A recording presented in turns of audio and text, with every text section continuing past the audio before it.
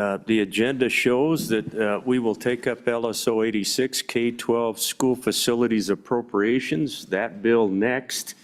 And Tanya, would you kick it off with an overview of that bill if you're ready? Mr. Chairman? Back to you, Director. Go ahead. We still have a lot of the presentation from this morning to carry. Oh, I'm sorry. I thought you Annual were done. report. That's my bad. Sorry. We'll put Tanya on hold and come back to you, Director. Thank you. I Thank you, didn't Mr. realize Chairman. we had some more. Yeah, about halfway through, Mr. Chairman. Okay, thank you. Let's keep chugging then and get through. Okay, thank you, Mr. Chairman. If you turn to tab 4, and I'm going to have Mr. Rexis is going to testify on those next 3 tabs. So he'll be running through that for the committee. And again, ask questions, feel free to ask questions as we proceed through, so. Yeah, thanks for getting me back up on the highway here, guys. John, go ahead. Thank you, Mr. Chairman. My name is John Rexis. I'm Construction Management Supervisor for State Construction. And on tab 4, we're going to be introducing the condition and capacity schedules. Just a little bit about those in advance. Statute requires that we establish 2 remediation schedules, one for condition, one for capacity. The condition schedule is actually a 2-part schedule that's categorized by educational and non-educational facilities in order to prioritize educational building and facility needs that impede the delivery of the prescribed statewide educational program. The 2025 condition schedules, both educational and non-educational, were developed using adjusted 2023 facility condition index scores. And by that, I would say that we've made some modifications to the replacement cost values, as well as deactivating some of the deficiencies that were originally part of that report that have been addressed since that time. And we've also updated some of the facility replacement square footage costs, primarily by adjusting them for inflation from the 2023 values that we've seen come out of that study. So the prioritized condition lists have resulted in identification of school facilities that flagged for a most cost-effective remedy study, or a MRSR as we call it, based on a 0.3 FCI score. And we have those lists following, but before we get too deep into that and start turning pages, I would like to kind of introduce the capacity schedule as well. Every year in October, the Wyoming Department of Education provides us with on-site proxy numbers, or what we call brick and mortar students for those schools. Those numbers are used to determine what the current capacity is for each building. And those numbers are compared to the adjusted capacity of each building in order to determine what the percentages of that capacity those schools currently are at. Along those lines, we also plug those numbers into our enrollment methodology projection tables to drive what the 8-year projection is, and that's established per statute. We anticipate that each project's going to last approximately 3 years, and statute calls for 5 years after completion of the project. So we push out and look out 8 years on those. And there's a lot of numbers that come into play, or a lot of different considerations that come into play on that adjusted capacity, such as what the space usage is. As you heard Director McCombs talk earlier about some of our CT industrial arts spaces where the current standard is 120 square feet per student. We're talking about potentially a need for larger spaces than that moving forward. But every type of educational space within a building has a certain amount of square footage and a certain amount of students that can hold. And we track that and make that a part of the annual report every year with the school districts during their facility planning process. We also look at the grade configuration and utilization rates. And there's a lot of information in the following pages that kind of explain what the methodologies are, when those methodologies are established, and they provide you the information that we use in order to make those determinations. For the capacity projections, like I was saying, those are 8 years out. We use the cohort survival method to project what those enrollments are going to be 8 years down the road. And using that, we calculate a rate of change that we're able to apply to specific buildings based on their configuration to say what 8-year look ahead is going to be like for that specific building. And you'll see that a little bit later on in our reports as well. So there's two things that you're going to see in there, what their current capacity is and what their projected capacity is. In most cases, the projected capacity is on a downward trend for the same reasons that the director spoke about earlier, but there are some exceptions to that you'll notice inside that report. So with that being said, we'll turn to page 53 of 96, and pages 53 through 59 are the condition schedules for educational buildings. With the highest need at the top of the list. I think if you look to the right of the page, you'll see in the final column, we've got the acronym for our most cost-effective remedy studies. If there's an asterisk in that column, that means that we've got a study planned and scheduled or already in process.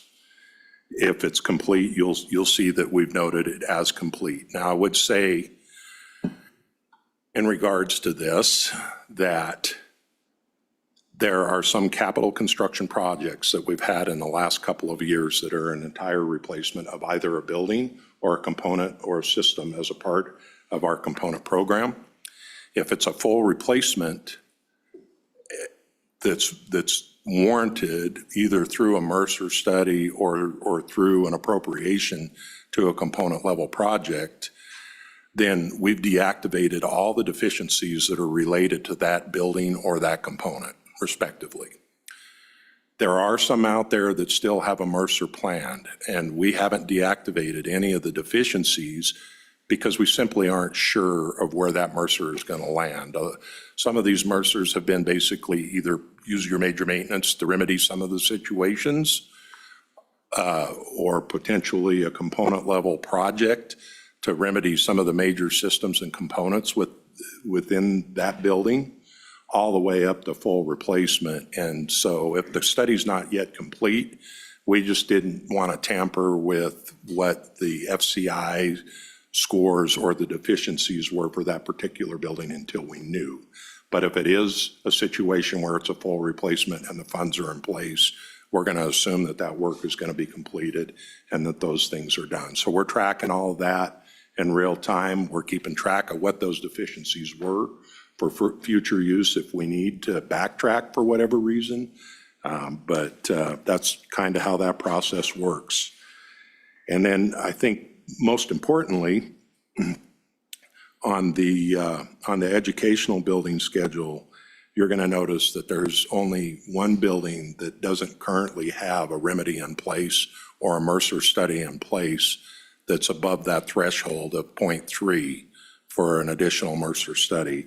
And that would be the Douglas Intermediate ES, which is number 9 on that list, and Converse County School District 1 for Douglas, Wyoming.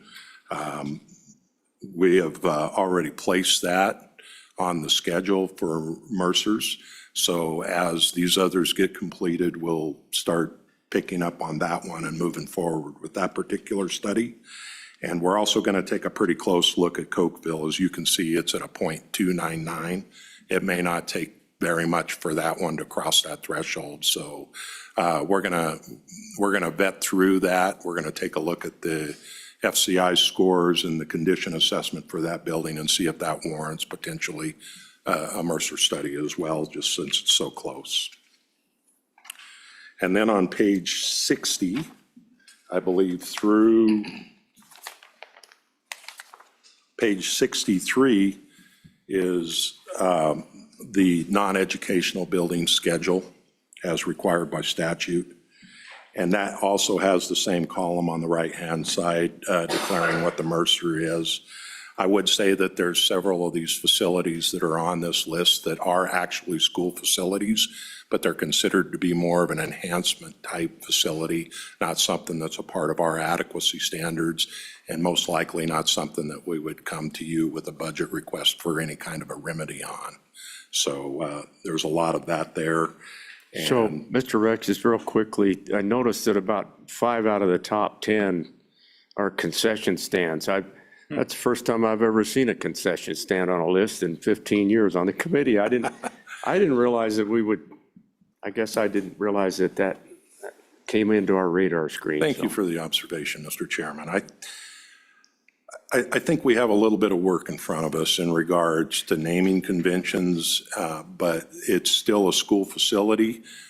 We hadn't necessarily asked for assessment data on some of these facilities, but while the consultant was out in the field, they wanted to make sure they didn't miss anything. So at no cost to the state, they went ahead and assessed those facilities. And since they're in our database, we made them part of the list. We didn't want to take those out, but we are going to have some discussion in the future about prioritization of non-educational facilities and what that looks like, and also to make sure we've got our naming conventions correct. One example of that might be bus maintenance facilities. You hear a lot of different terms thrown around in regards to what they're called. Some people call them bus garages, some people call them maintenance shops, some people call them transportation facilities. So we want to go through and make sure that we're consistent with the naming conventions on that type of stuff as well. But Well, thanks. It helps me to understand, why press boxes and concession stands are on the list. I'm glad you're going to take a hard look at some of these. Representative Provenza. Thank you. I guess just to follow up to that then, so then are these not, what are these then? Are they actually concession stands, or are they being used for something else? Mr. Go ahead, Chairman, Mr. Rexis. it's a great question. I think in most cases, these things are used for multiple purposes. So, we'll see old storage buildings that serve as concession stands and storage buildings. Some of them are press boxes on the stadium, but I think the bottom line is all of these are what we would consider an enhanced type of facility. Not all of them are labeled as such, simply because some of them predate the commission, so there was no formal designation given, but we still look to our adequacy standards to determine whether or not this is a facility that a district would be responsible for, or whether the state would be responsible for it. Okay, thank you. Please proceed. Thank you, Mr. Chairman. On page 64 through, well, I'm going to just walk through them quickly.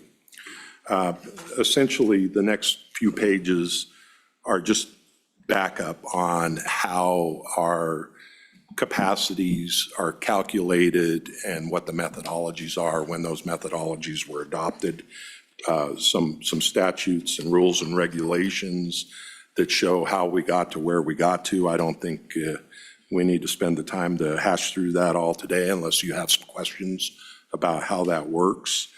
On page 65 of 96, you'll see there's a couple sections of the commission rule that discuss square footage requirements and buildings needs schedule. As you turn to page 66 of 96, you're going to see a capacity analysis that has a chart on it that kind of explains to you what some of the square footage differences are for some of the different grade configurations and some of the different types of educational spaces. Go ahead, Senator. Thanks, Mr. Chairman. And on this, and we've talked about this a little bit before, but since it's included in here, the distinction that is made on the restricted capacities, where we've got 16-1 K3 and then 4-6 at 25-1, what is the source of the 25-1? Because again, our funding model assumes K-6 at 16-1, and then all higher grades, assuming they're elementary school, and then all higher grades are funded at 21-1. And even though there are some nuances to why they don't end up materializing that way, which relates to salaries and other things like that, the model is still written as 16-1 and 21-1 as being the policy of the way we fund classrooms. So my concern for a long time has been, if a district had the money to appropriately fund the classes that we're theoretically funding for the district, they wouldn't have the space, and we are calculating it as if they would have the space because we've got the restricted classroom size of 25-1. So you might show, for example, that they're at 90% capacity in that building, 95, somewhere in that ballpark, and in reality, they don't have enough classrooms because of the way we calculate the restricted capacity. So where was the 25-1 chosen from? The 16-1 matches for those early grades, but how did we get to the 25-1? It's a good question. Go ahead, Mr. Rex. Mr. Chairman, I'm afraid I'm going to have to defer to one of my colleagues. I don't have that information. Where that came from, okay. Yeah. Mr. Director, do you Chairman, I remember? don't specifically either. I can say that in 2015, when I came in, we were using 16-1, 25-1. It's in commission rules, I believe, and regulations, because you may recall back in about the 18 timeframe when we were going through the adequacy studies, we were actually proposing to do away with the 16-1 because there was a statute change that got rid of 16-1. Correct. It would be a higher number. And through that hearing process and comments from the districts, the commission elected to stay with the 16-1. So those are both in our rules and regulations. Yeah. Where that came from prior to that, I don't know, and perhaps your staff would have some input on that. But I don't know if, Maybe, Director, you could take that under advisement, and anything you can get back to us on. yeah, let's talk more about that. It's going to be relevant for recalibration, and that's really why I'm raising it right now, because I don't know where those will end up, but it would be good if there was harmony. I've never really understood why we jumped to 25 there too at the fourth grade level. That's an important year for one thing and a lot of other things, so. yeah. And Mr. Chairman, on this graph that John was just describing, if you look at that, there is a note that says restricted capacity. And so I think it's important to know that's based on multiplying that square foot times the number of people. So in that 16, you'd be at an 800 minimum. What we would like to see when a school is being designed is 800 square feet. That would meet that 50 times 16. However, around the state, there are buildings that are much larger. And so districts aren't precluded from having more students in a classroom. That's their decision. My daughter was a kindergarten teacher. She had upwards of 20-some, 28 or something students at one time instead of the 16-1. She had a helper in the room, so it wasn't just her. Other years, she was back down even under 16 in the exact same room. So if you had this room, as big as it is, and we had the 16-1 capacity, we would only count it as 16, even though the square footage is much larger than that. We wouldn't say you could have 20 or 25. That's the term restricted capacity.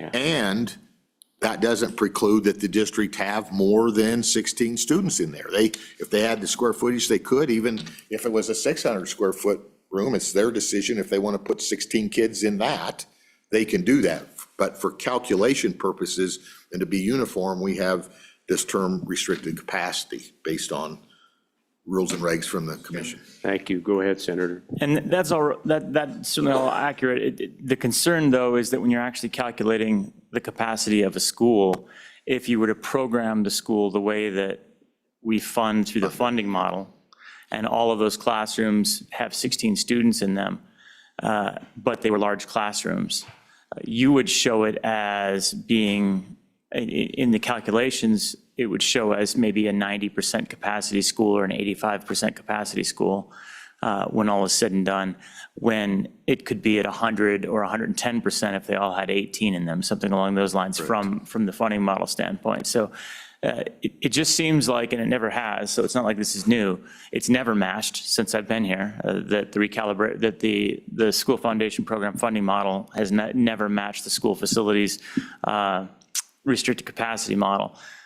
But it seems like something that we would want to address at some point so that there's harmony there.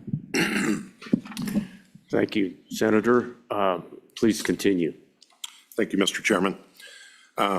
Page 68, I just want to point out, does talk a little bit about how we apply utilization to the different schools or the different configurations of schools. So something worth reading and understanding, but I don't think worth spending a lot of time on today. It also talks about schools that have multiple or different grade configurations other than the traditional on page 69 of 96. And then also on page 70, it talks about the square foot per student for our alternative school programs. On page 71 of 96, you're going to see our K-12 capacity by district report, which shows what the total capacity of each district is and where they sit in relation to that. And then finally, on pages 72 through 78 is our capacity schedule.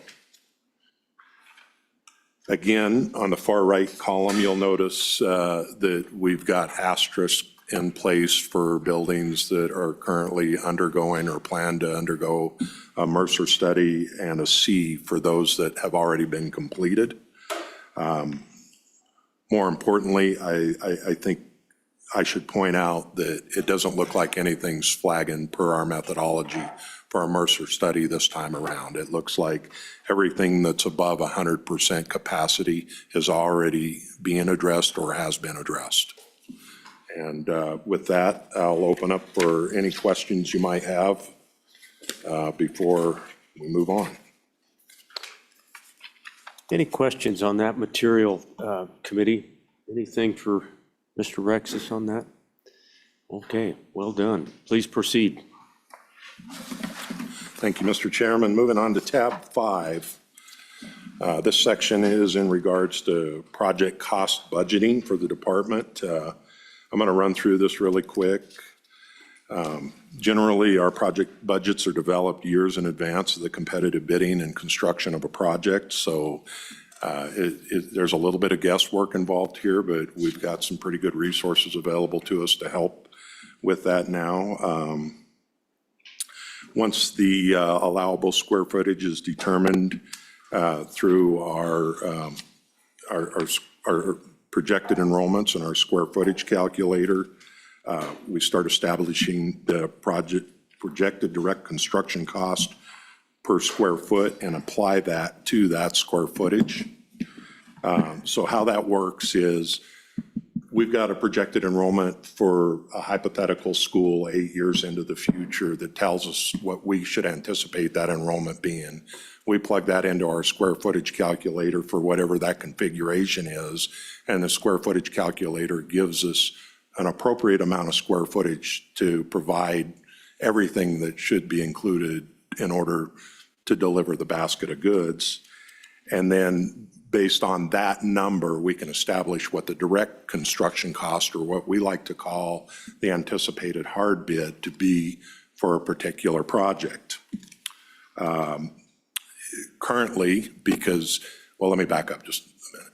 Historically, what we've done is we've tracked previous projects' costs so that we could develop what a trend would be, what it looked like, and also reconcile that with what we see happening in real life and what our inflation rates are.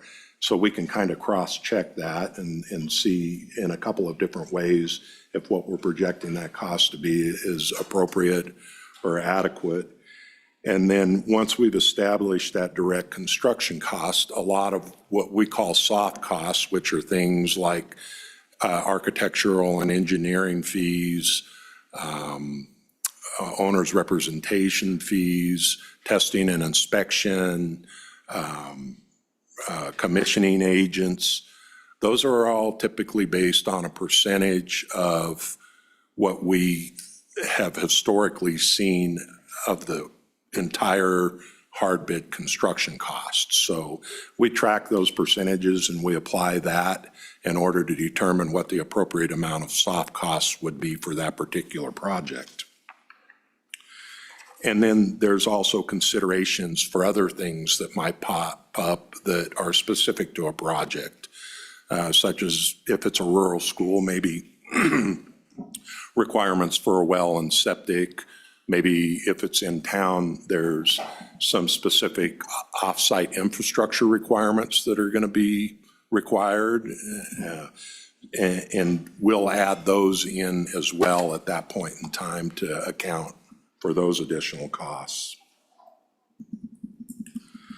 Once the total project cost is determined, an inflationary factor is applied to develop the cost for the anticipated year of construction. So we've been doing that as well, looking into the future. We know what the costs are that come through our assessment data for RCV or replacement cost values. And we apply the inflation rate for the projected construction date of that project.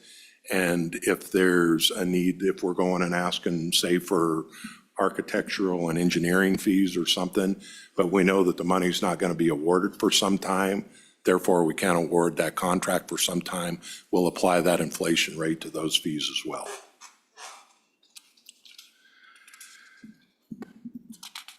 And then demolition and asbestos abatement costs are budgeted as a cost per square foot of the area or the building to be demolished typically, unless we have a professional estimate available to us.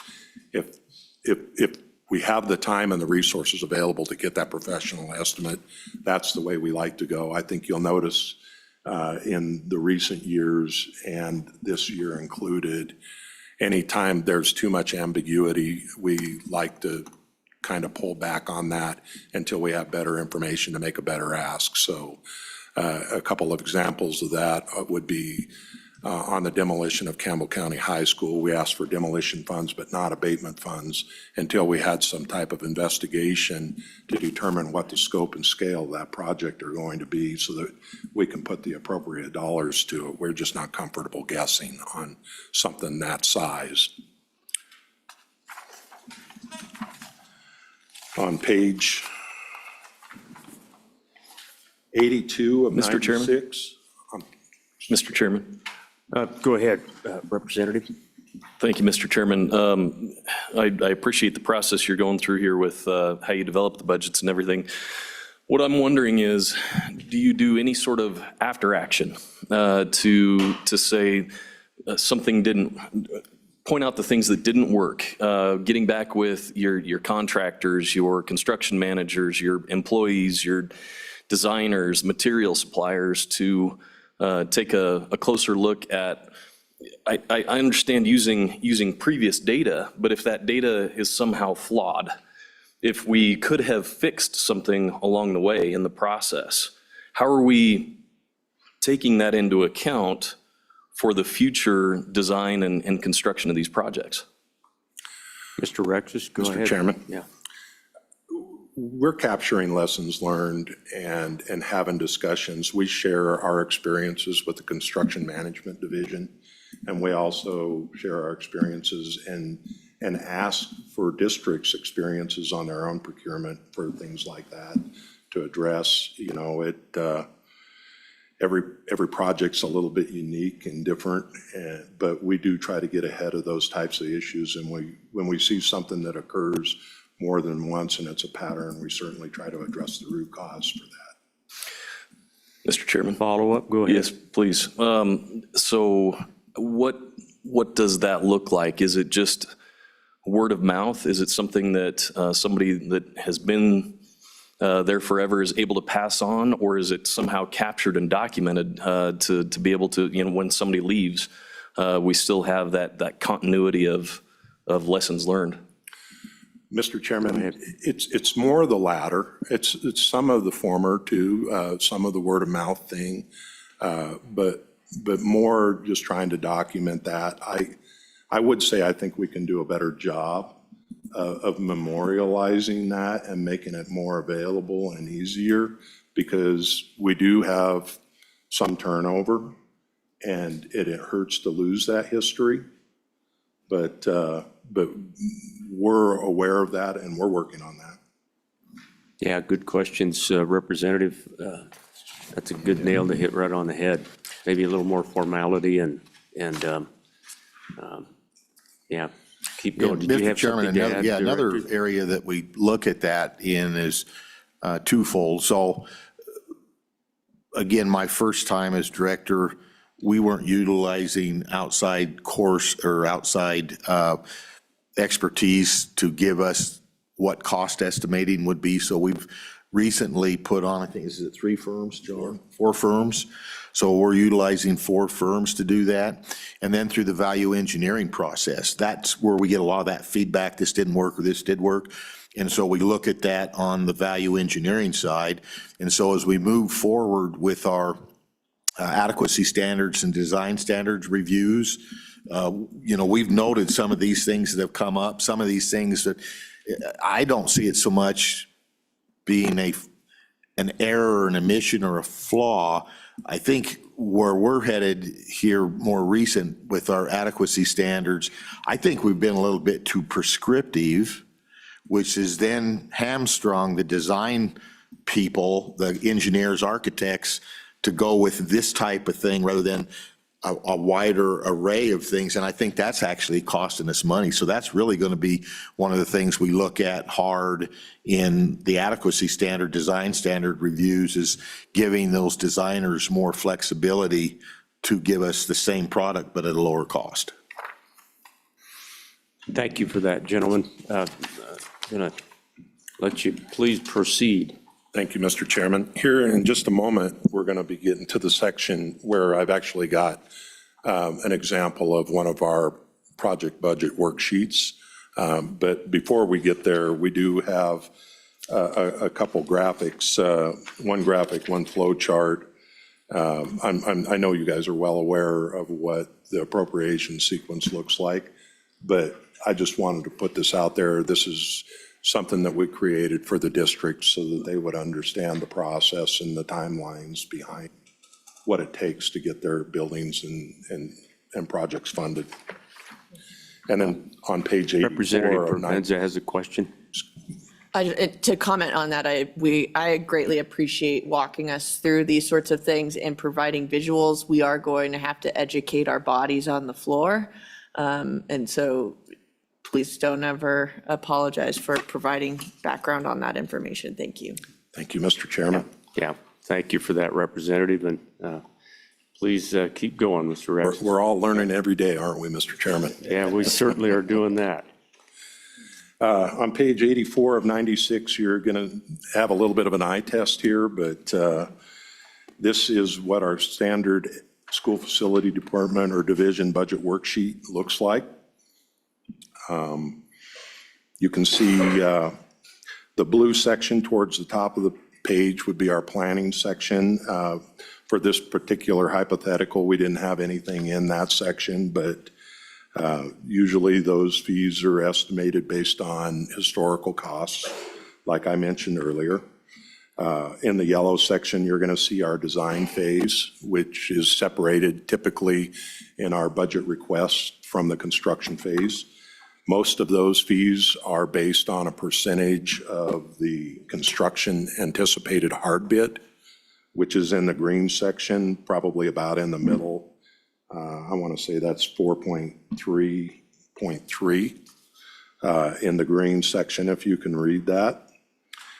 And then we kind of custom tailor the design phase to the project. For example, if it's a component level project for, say, maybe a roof replacement, we don't necessarily need a commissioning agent.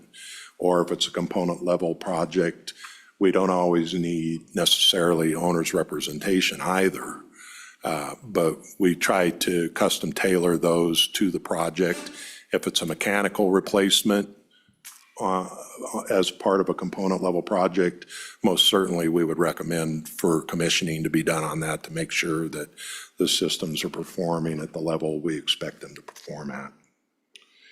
And then finally, all of this gets rolled up into an ask that you're going to see here in just a short while when Director McComey presents the budget request. On page 85 of 96, we've got a graphic here for what the average hard construction cost per square foot has been historically in the state going back to 2010. I think you'll see there's been some ups and downs, but we're at about that $560, $575 a square foot in general on schools and buildings at this point. On page 86 of 96, you're going to see the hard construction cost on a scatter chart. Those are the blue dots with the orange representing what the yearly averages were. On page 87 of 96, you're going to see your hard construction per square foot costs compared to what your final construction costs are. And that essentially tells you what the change order rate was on each one of those projects. We've got a couple of projects out there that have an initial bid amount on them, but haven't been completed yet. So we don't have a final cost yet on those projects. And that's why the blue line stops short of the orange. On these rates, I think it's been a number of years since we compared with, we actually dug into what Colorado's paying per square foot and Montana and others in our region. And we found certainly that we were paying higher. I think it was probably back in that 13, 14 area where we saw some pretty high rates that we had the audacity to be offended by $300 per square foot back in 14, I remember. Have we looked at that recently? I haven't seen that data recently, but have you guys looked at what they're paying for a new school in Colorado? Mr. Chairman, we have had discussions about what some of those costs are, but we don't have a formal document that tracks what those are that we could present to you, but we could work something up like that for you. I think it would be good to see that again. Obviously, it doesn't need to be today, but I'm just amazed that it can have literally tripled in 14 years. I mean, inflation is bad. We all hate inflation. But anytime something triples in that amount of time, I just wish I could travel back in time and invest in school construction 14 years ago and get that 300% return on investment. That's a good gig. But yeah, if we could maybe get that at the next meeting, a little bit of an analysis and look at some recent schools in Utah, in Colorado, markets that we share. Committee, any questions on that before they go on? All good? Okay, please continue. Thank you, sir.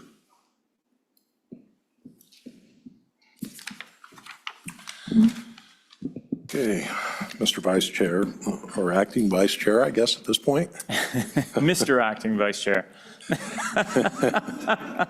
Your assistant too. Please continue. On page 88 of 96, very similar to what the last graphic was, just presented in a different way on a bar chart to show basically where we end up at on a project as opposed to where we began. That more or less completes that tab. Yeah, Mr. Oh, Chairman. we've got a if I- question, please. Yeah. Go ahead, Representative. Comment too. Thank you. So I have a question. I am hearing from just local contractors for residential that the costs are coming back down. I'm actually getting ready to do a construction project. So are you seeing that at all in the, at your level? Mr. Chairman, I think probably the most accurate statement I could make in that regard is that they seem to have stabilized a little bit.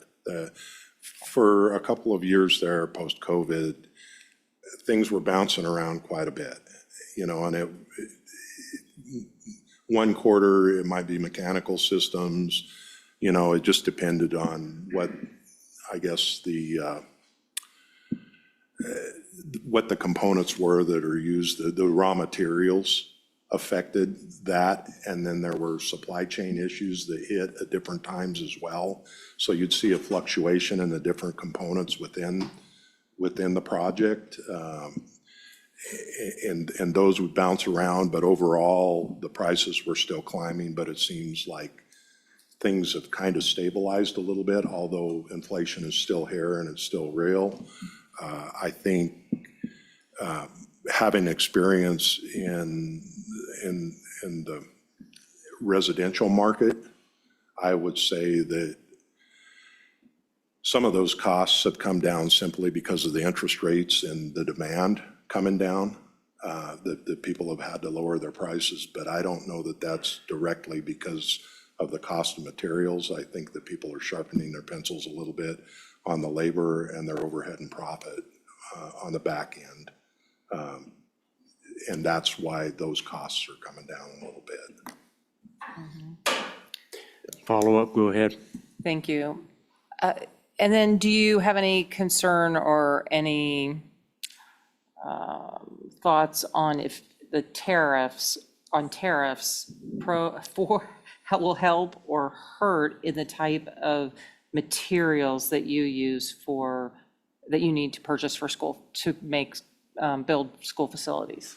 Yeah, it's a good question. Go ahead, Mr. Rex. Mr. Chairman, I'm not sure that we have, while we have general concerns, we don't have specific concerns. We just don't know yet what we don't know. We're not sure of which things might potentially be affected by this and which ones won't. It's unfortunate to say, but it's kind of a wait and see. We just haven't had enough projects out there to keep a finger on the pulse of what those costs are doing. But it's staring us right in the face, and it's got us very much concerned.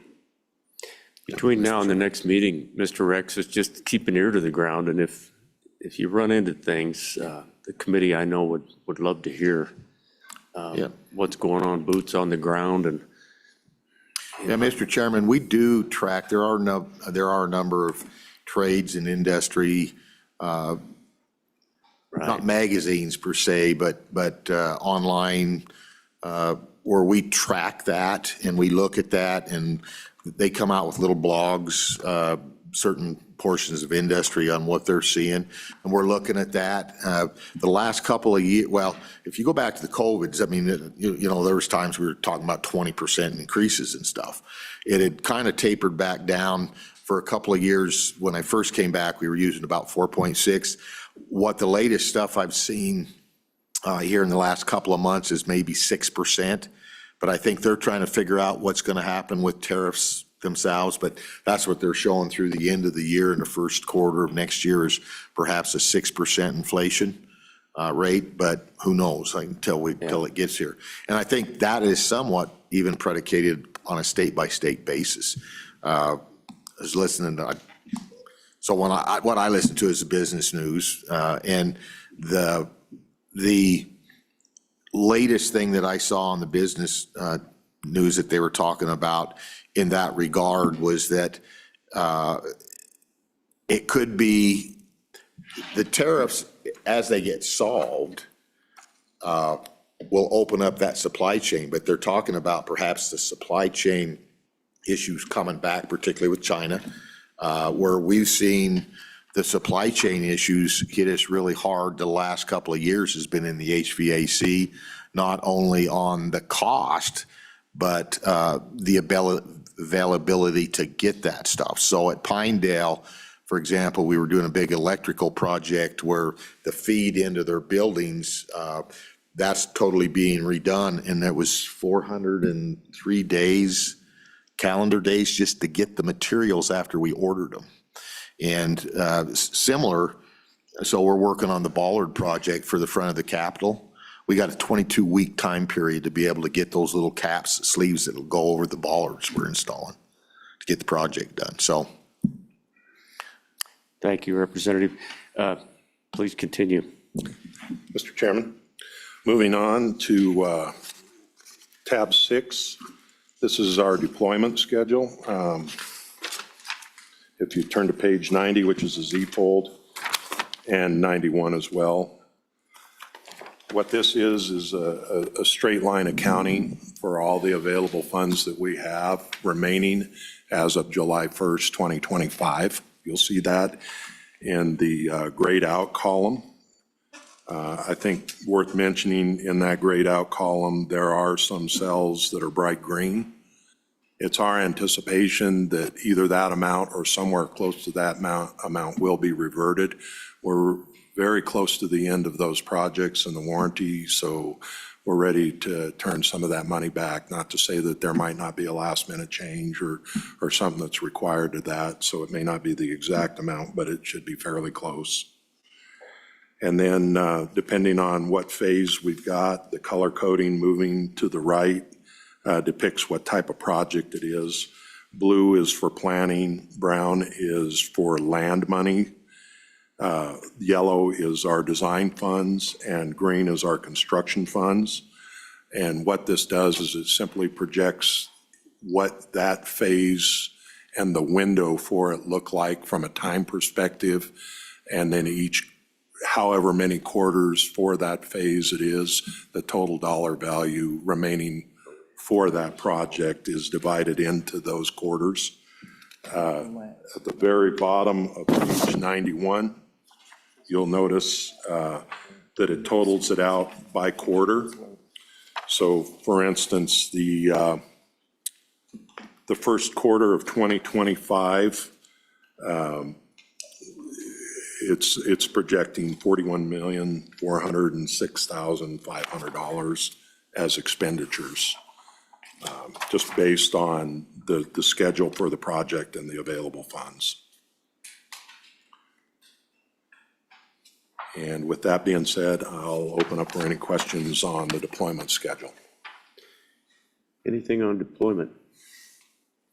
Anything? I think we're good. Please proceed. There is one more graphic in here that kind of shows a bar chart of what our projected expenditures are going to be by quarter looking forward. I would say that we're slightly off the mark with our quarters.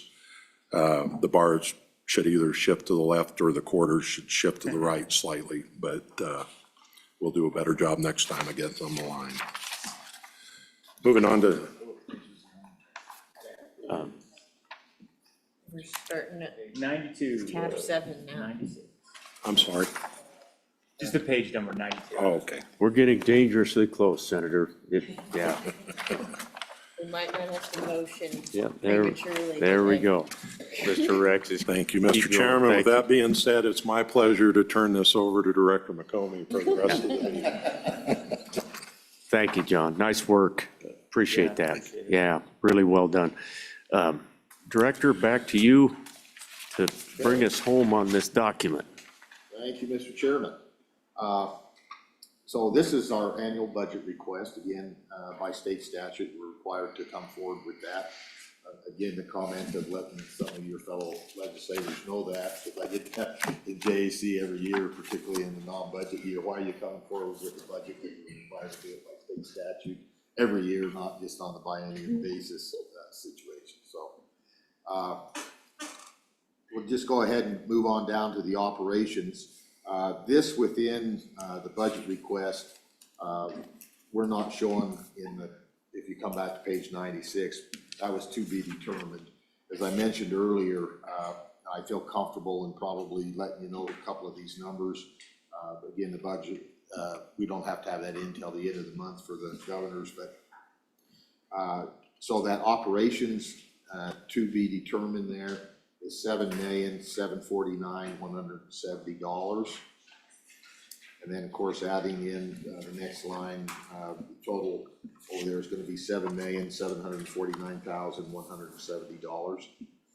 And then our engineering and technical, we're not asking for any money this year for that, for the biennium. And that number is a standard budget number. We had that discussion on major maintenance and some of that. That number is $1,922,750.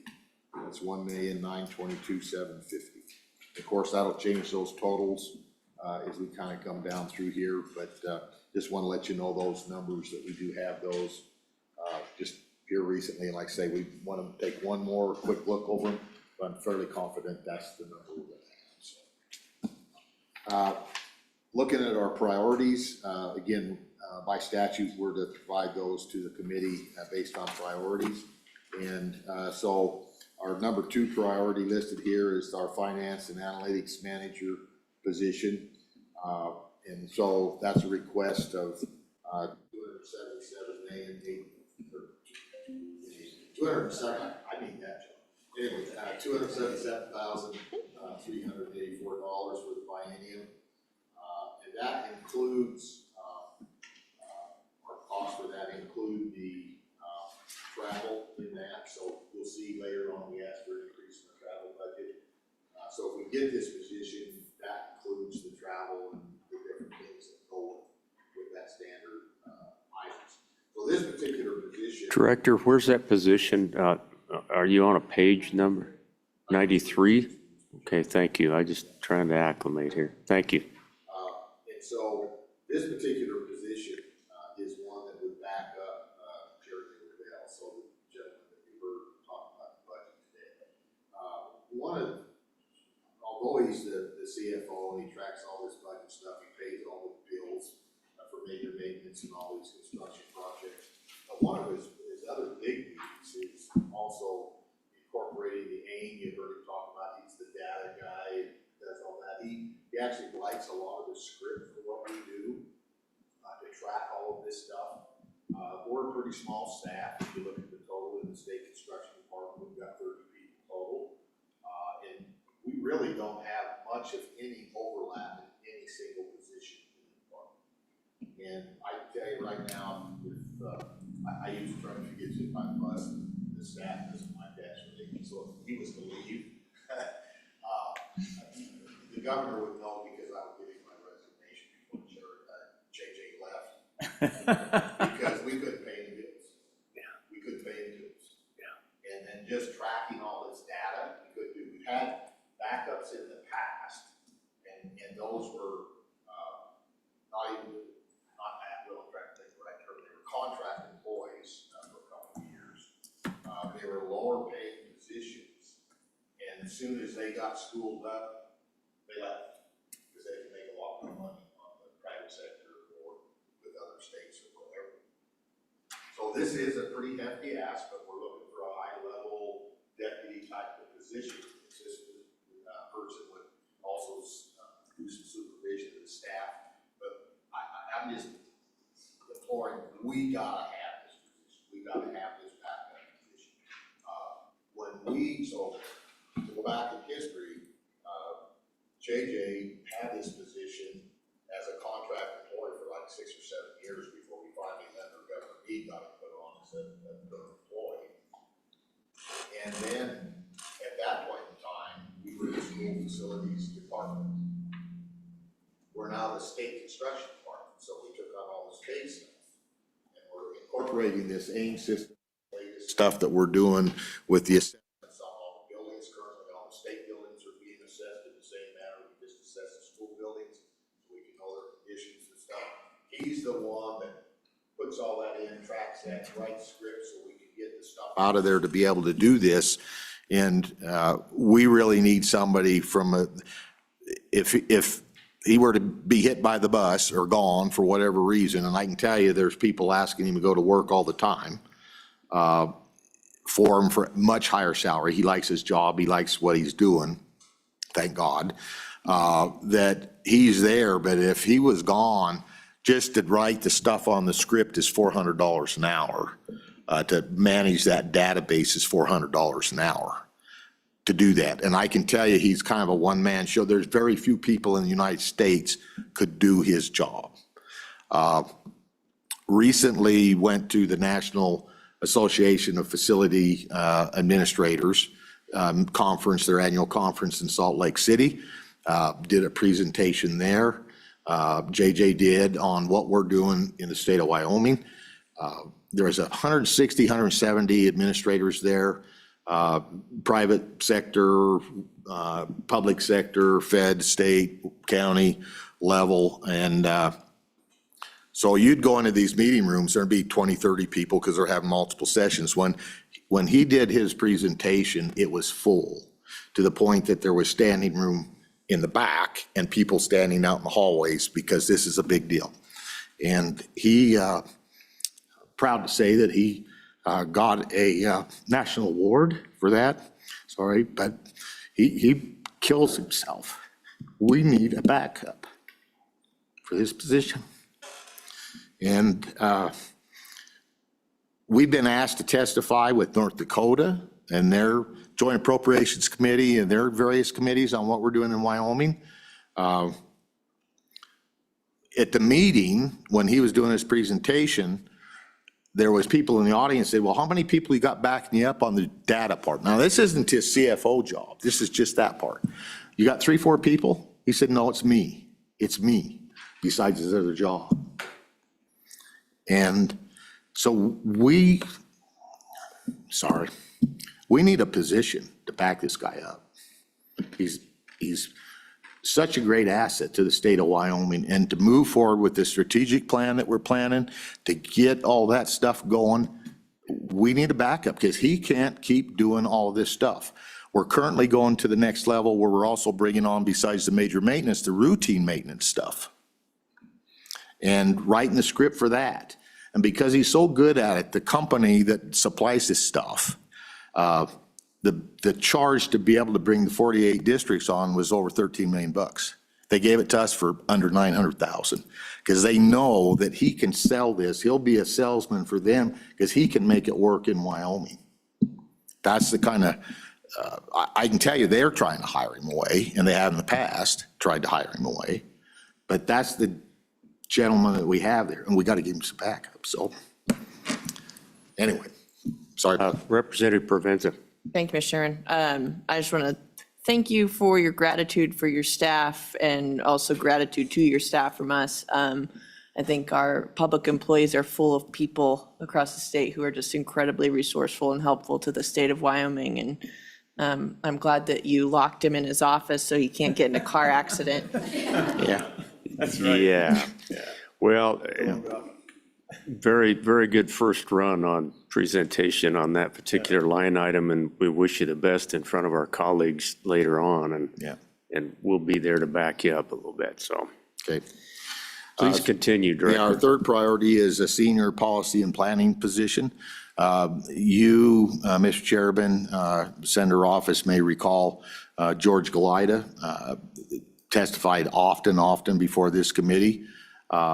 When he retired, at about the same time, we had handed to the department the duties of taking on and setting up a procurement office. So all the contracts for the state for construction run through our department. That wasn't part of the state construction department when it was originally formed. About that same time, Mr. Galida retired. There was no positions given or funding given to the department to stand that up. And so the decision was made by the director at that time, let's take that position and that funding and hire a couple of people to stand up the procurement office. So they did that.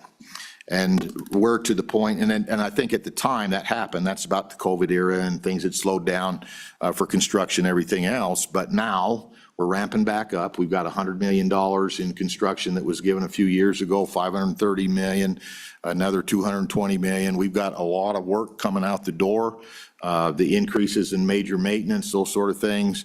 But as I mentioned earlier in the short-term, long-term studies, I think there's a lot that this department can do for the state of Wyoming if we mature systems, if we move forward on systems.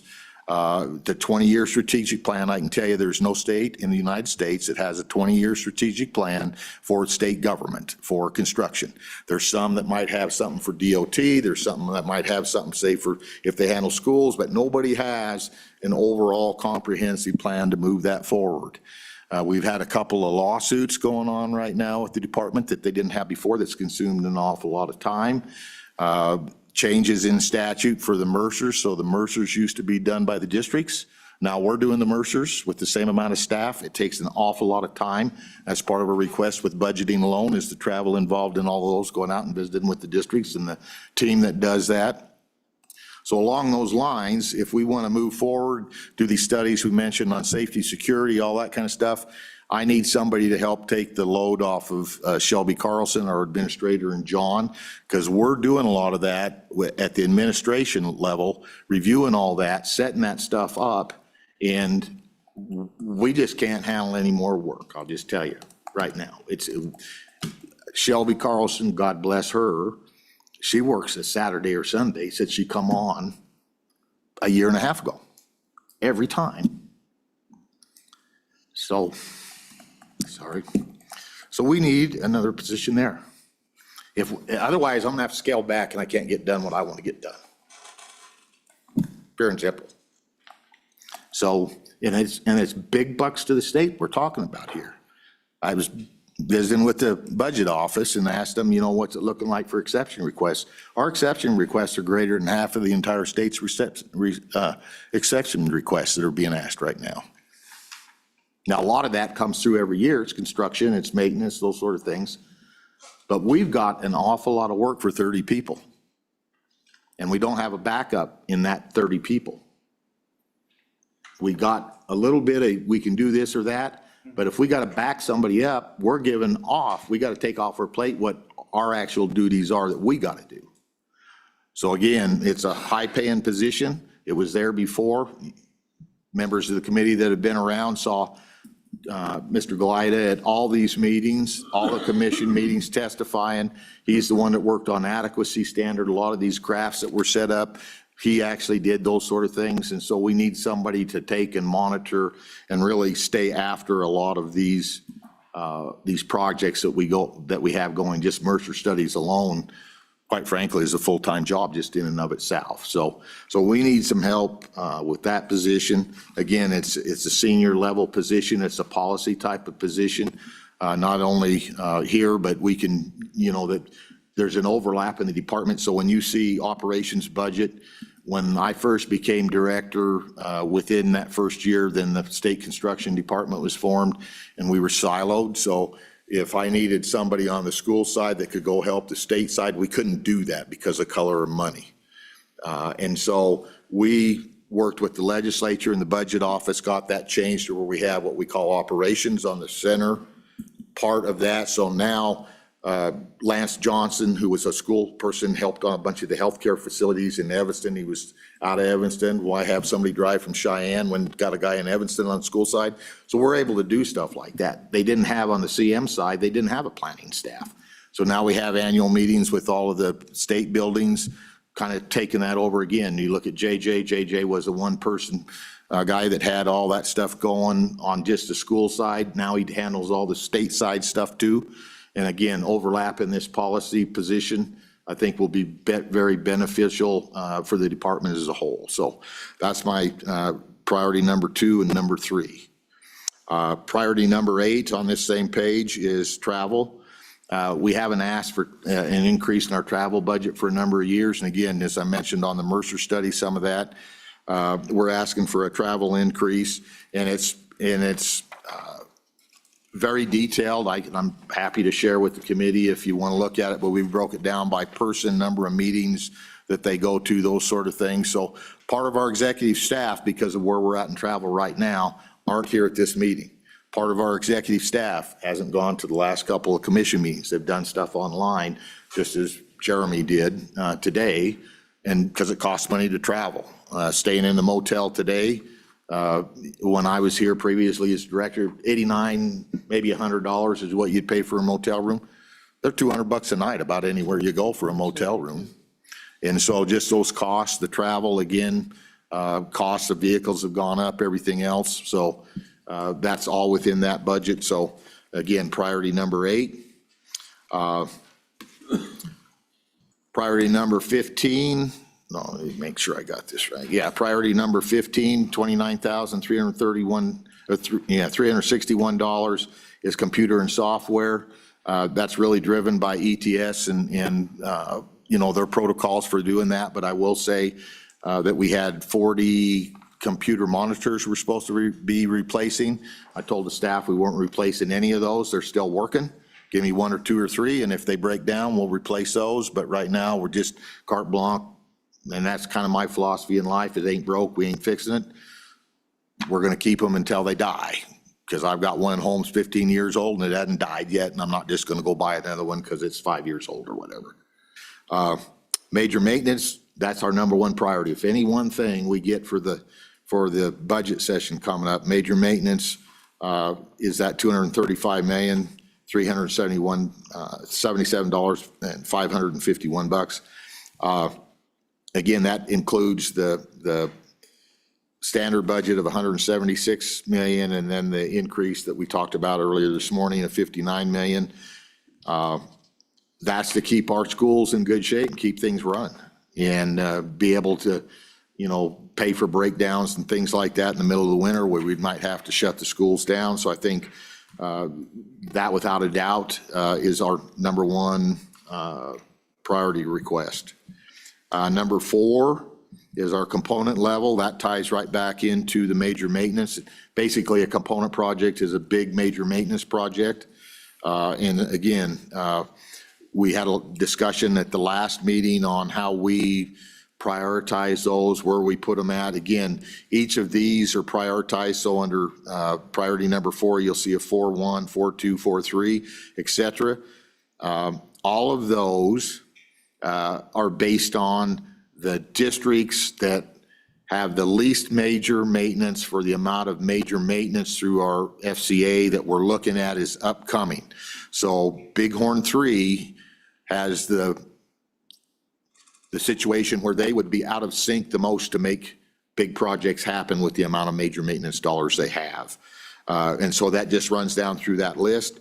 One thing to note that we typically do on these major maintenance requests is we ask within those that whatever funding's left on this 19 that we're asking for that dollar amount, that funding amount for, that then that can flow down to if there's any remaining funds into those next 3 projects. And typically that'll happen. We don't always get them all. Sometimes there's some money left and it won't complete it, but we'll visit with the district and they'll kick in some of their major maintenance money to make that happen for that project, because it is, again, additional money to their major maintenance spot to make that happen. So those two, again, are tied heavily together. Priority number 5, our charter schools. This one, again, by statute, we have to fund those. So this is a look ahead as to what that looks like. There's a lot of moving pieces with the charter schools.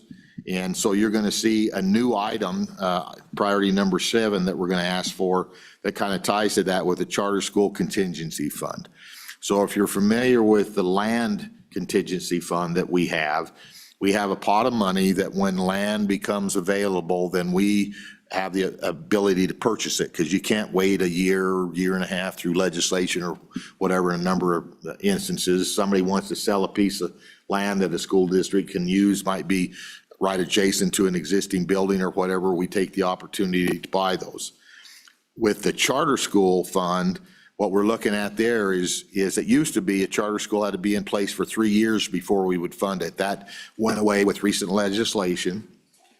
So now as charter schools crop up, we don't know how quickly they're going to crop up within that biennium. So for example, if you look at what could happen in Alpine, them coming on board, moving forward with those projects, we need to be able to react real time as they come online.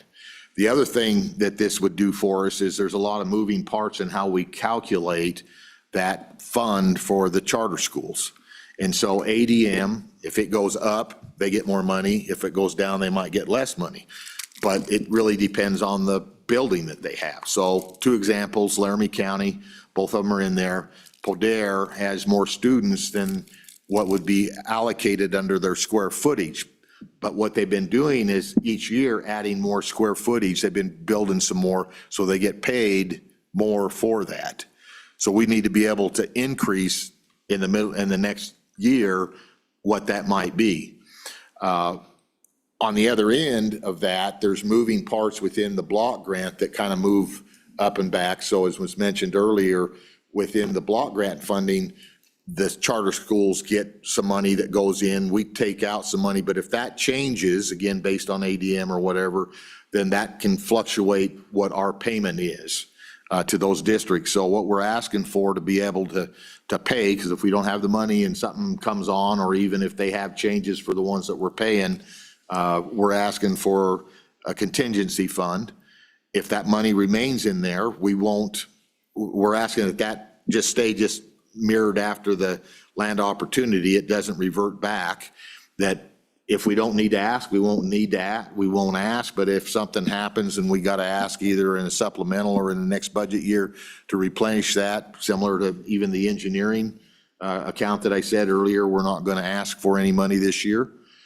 Then we'll come and ask for that to move forward. So that's kind of a mechanism for us in a little bit of uncharted seas and what's going on in the charter school legislation and charter schools coming on, those sort of things, to give us the opportunity to pay for those charter schools as required by statute when they occur.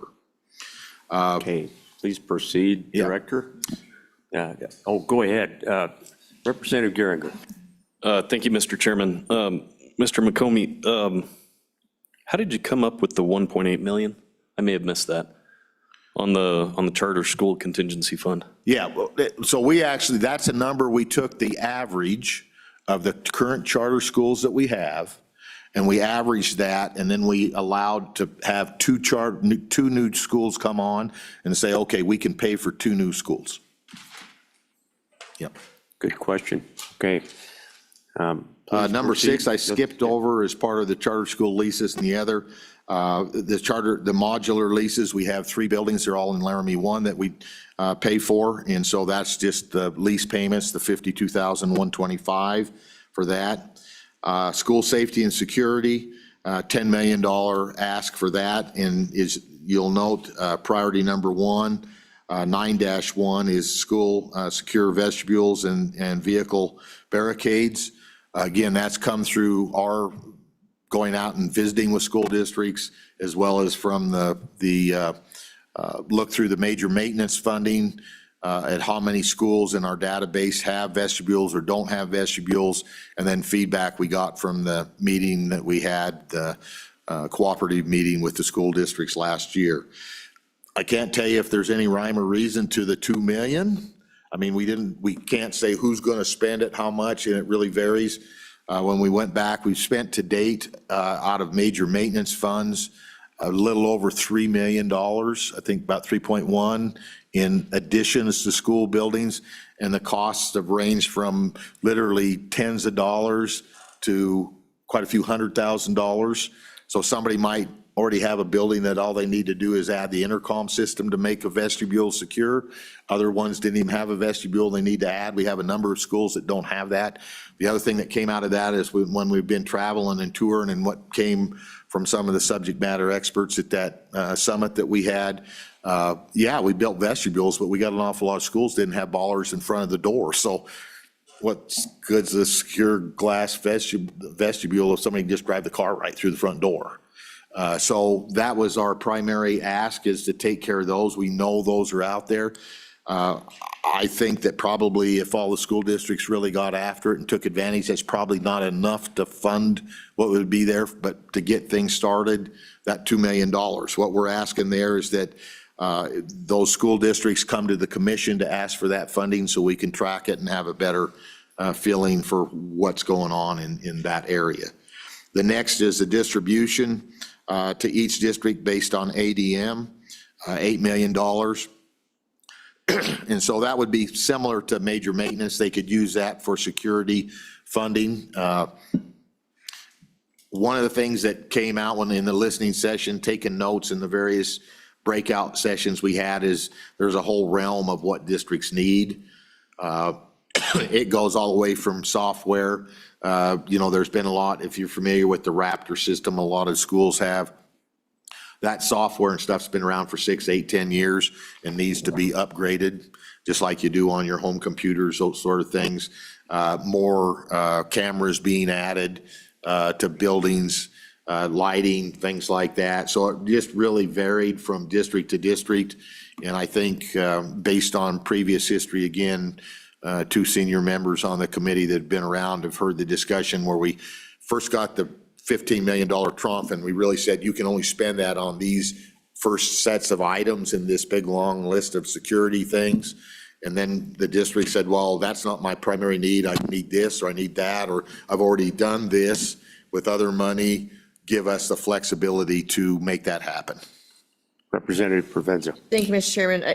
So my question is why the ADM? Because it sounds like from previous conversation today, you're talking about some schools didn't have locks on the doors. We've just got a wide variety. And so you've got these smaller schools that maybe have lower security, but we have to, part of this was in litigation. And so we have to provide an equitable safety and security.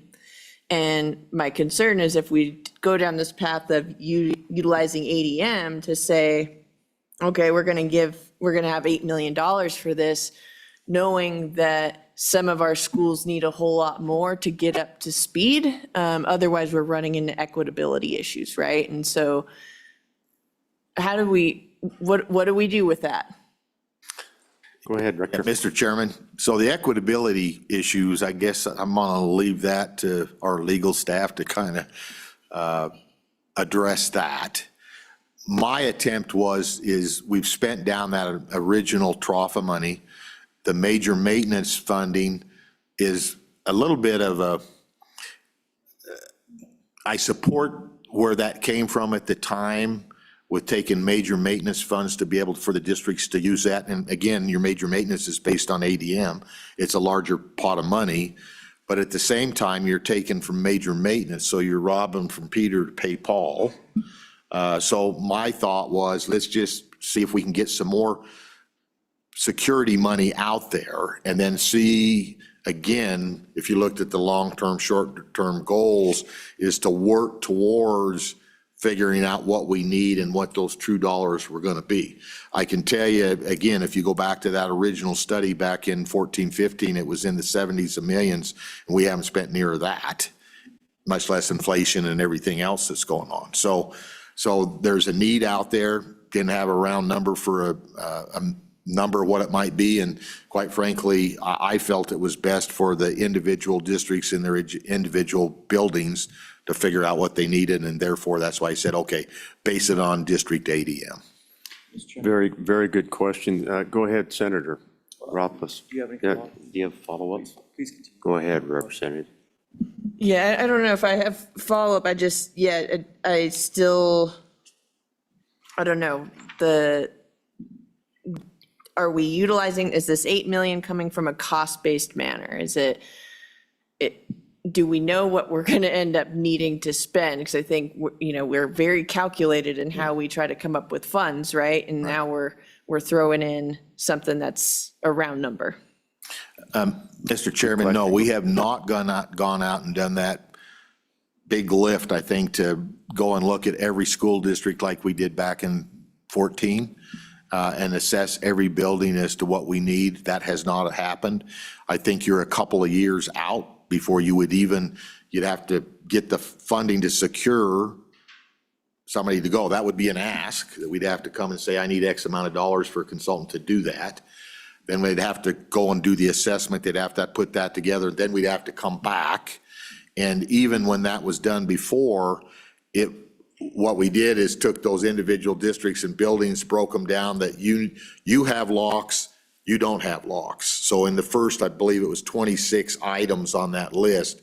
Some districts got 0 for that. Other districts got then money because they needed locks.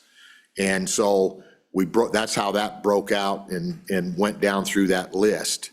Now, there was things then beyond that 26 that were not addressed that the districts needed, but there wasn't funding for that, to address that. I guess my thought is, in the stopgap of getting this done, I feel that there's needs out there. I hear that from the districts, that there's needs out there. So let's get, as a stopgap, before we can figure out exactly what we want this to look like, let's let them go out and get some work done. Okay, thank you, Director. Senator Rothfuss. Thanks, Mr. Chairman. I certainly understand that interest, but I do, I agree with Representative Provenza that we probably need to have it look like an organized, here's a list of things that we need to fund, that goes through the commission and comes to us in that way. The process we did before effectively did that because we did that assessment, just as you said, who's got locks? And if not, we'll buy some locks. And so that was structured, easily justifiable from a budget standpoint, and also was moving towards equity. I know that we used to include that in component, but now that we've changed component over so that we're doing remedies from within the assessment ratings that we're getting, you don't really have the capacity anymore to say we need a vestibule because you don't have a rundown vestibule to fix. So I think we might have lost one of our former features. So maybe there is a way that we can restructure this so that we're kind of getting back to that idea where we end up with a list. We've got a prioritized list. We've got funds dedicated to it.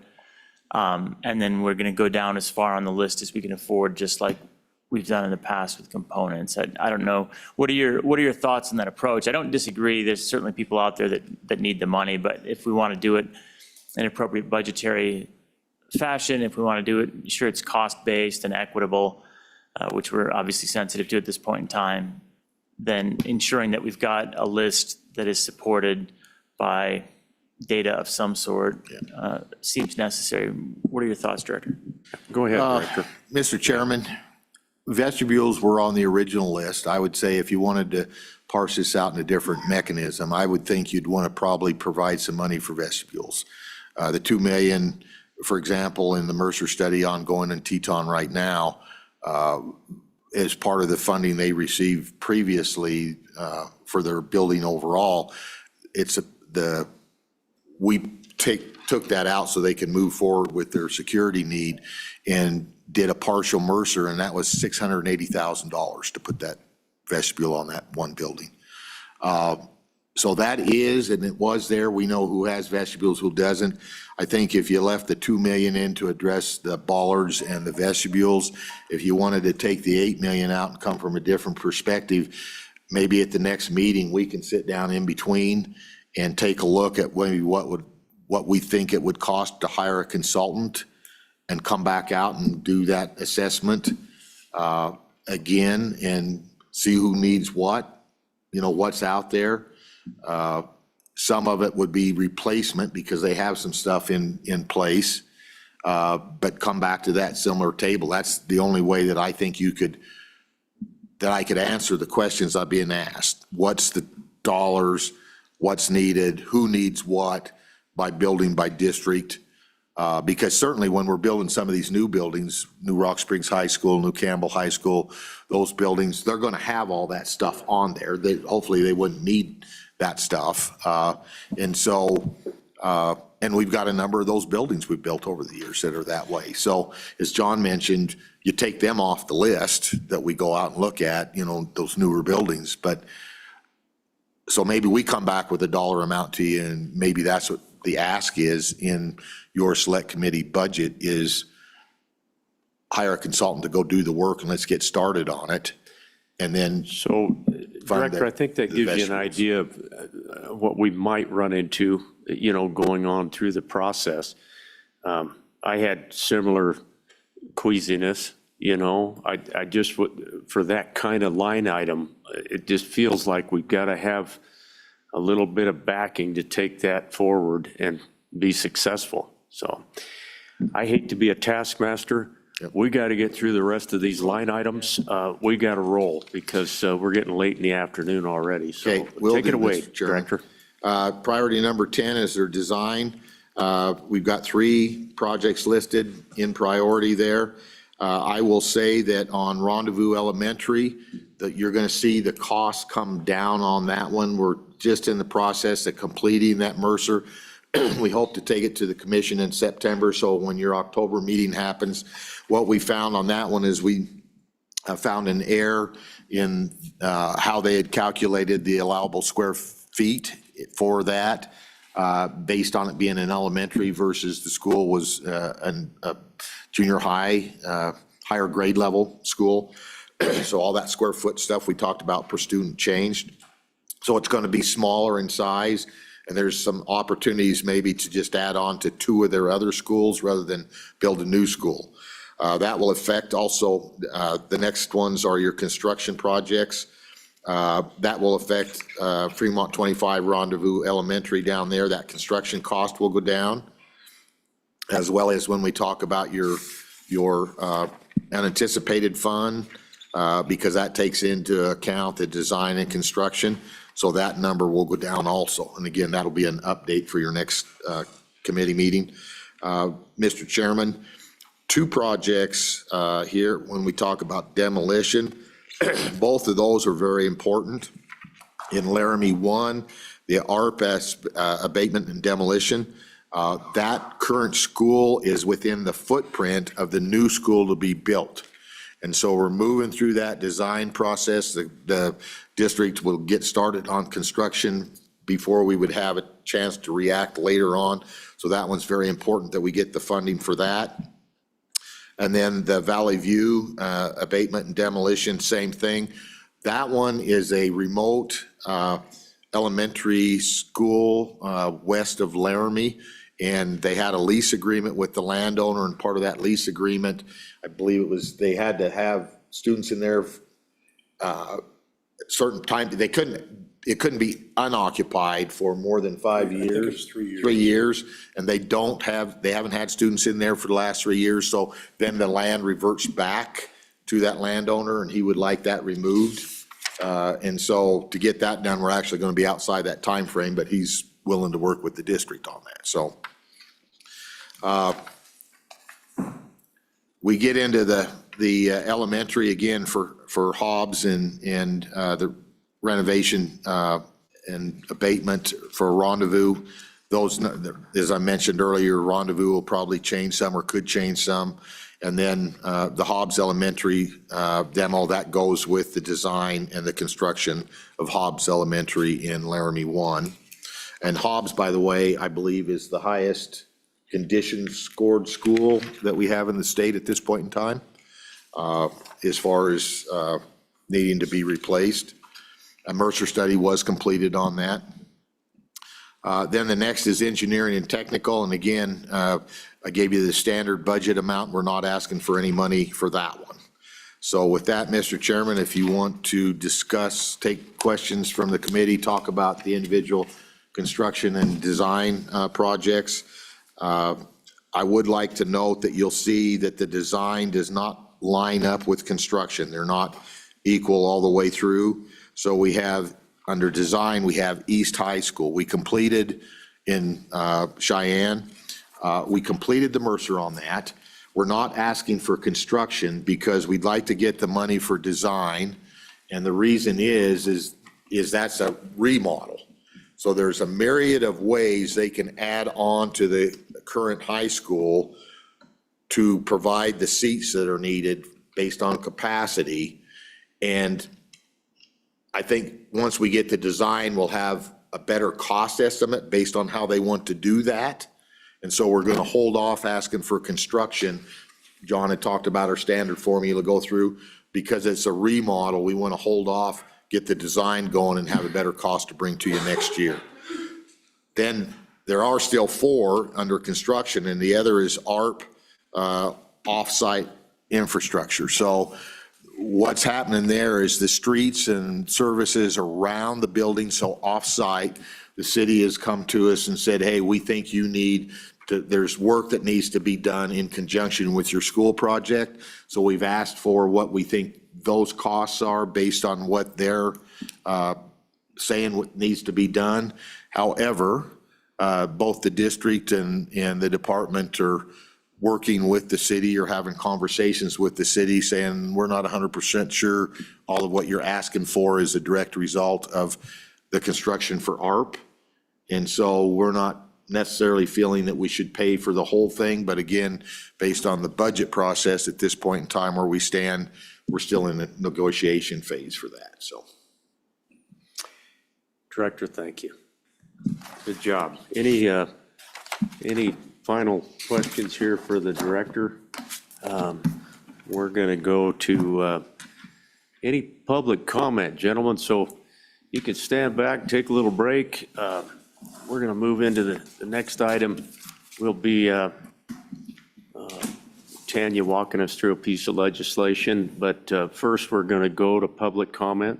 I would welcome anyone who wants to come forward and provide any public comment on what we've heard this afternoon, what the plans are for our construction folks. Anyone want to testify? Do we have anybody online for public comment? No, Mr. Chairman, you do not. Okay, Ashley, thank you very much. Committee, let's take 10 minutes, take a 10-minute break, and then we'll come back and take a look at legislation.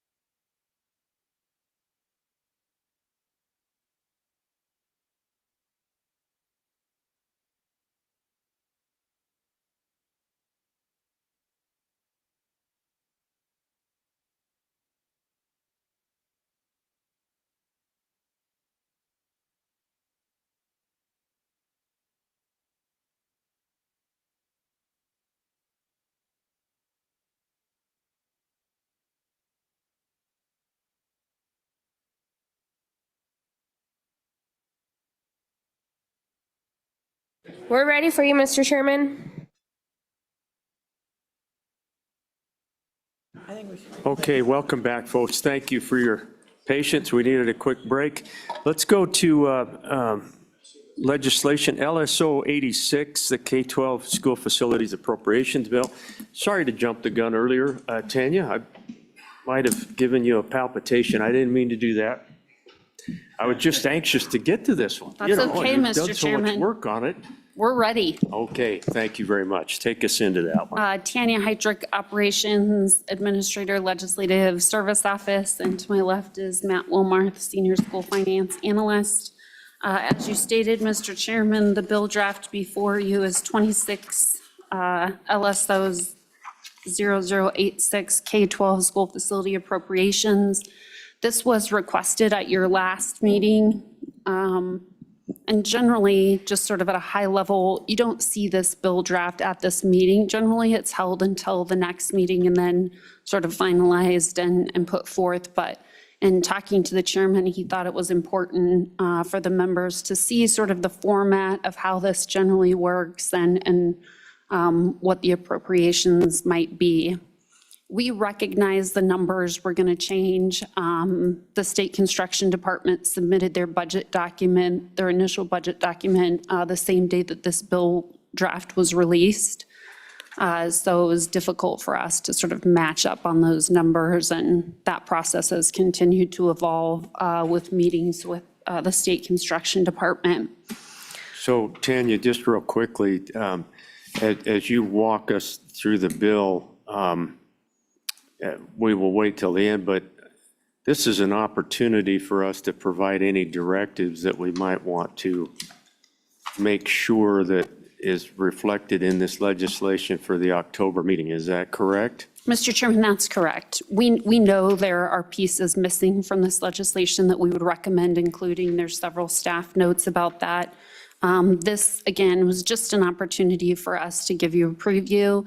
And I think, as Mr. Wilmarth said before, generally in recent years, it's been included in Section 313 of the budget bill. But this committee has numbered the bill as well the last 2 years at least, just as sort of a fail-safe. This is kind of housekeeping, but real quickly, I've even pondered whether or not this bill ever needs to go to appropriations to begin with. This committee has full authority to draft legislation and bring legislation, and we could certainly just bring it to the floor of the House. We have always, I think, gone through the Appropriations Committee, and that's fine. I can't remember if that's in statute that we have to go to appropriations with it, Mr. but Chairman. not necessarily for approval, right? Mr. Chairman, that's correct, but you do have to go to appropriations and make a recommendation to the governor, I think by November 1st, if memory serves me. Yeah, thank you. Okay, let's launch in and go.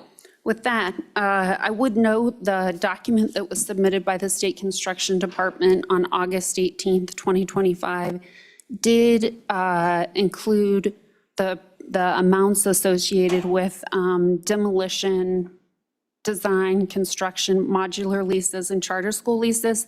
The one provision that's absent is component level funding, and I'll talk about that when we get to that point in the bill. And I would say don't rely on the total numbers that are in the narrative at the beginning, because those have changed as recently as Tuesday.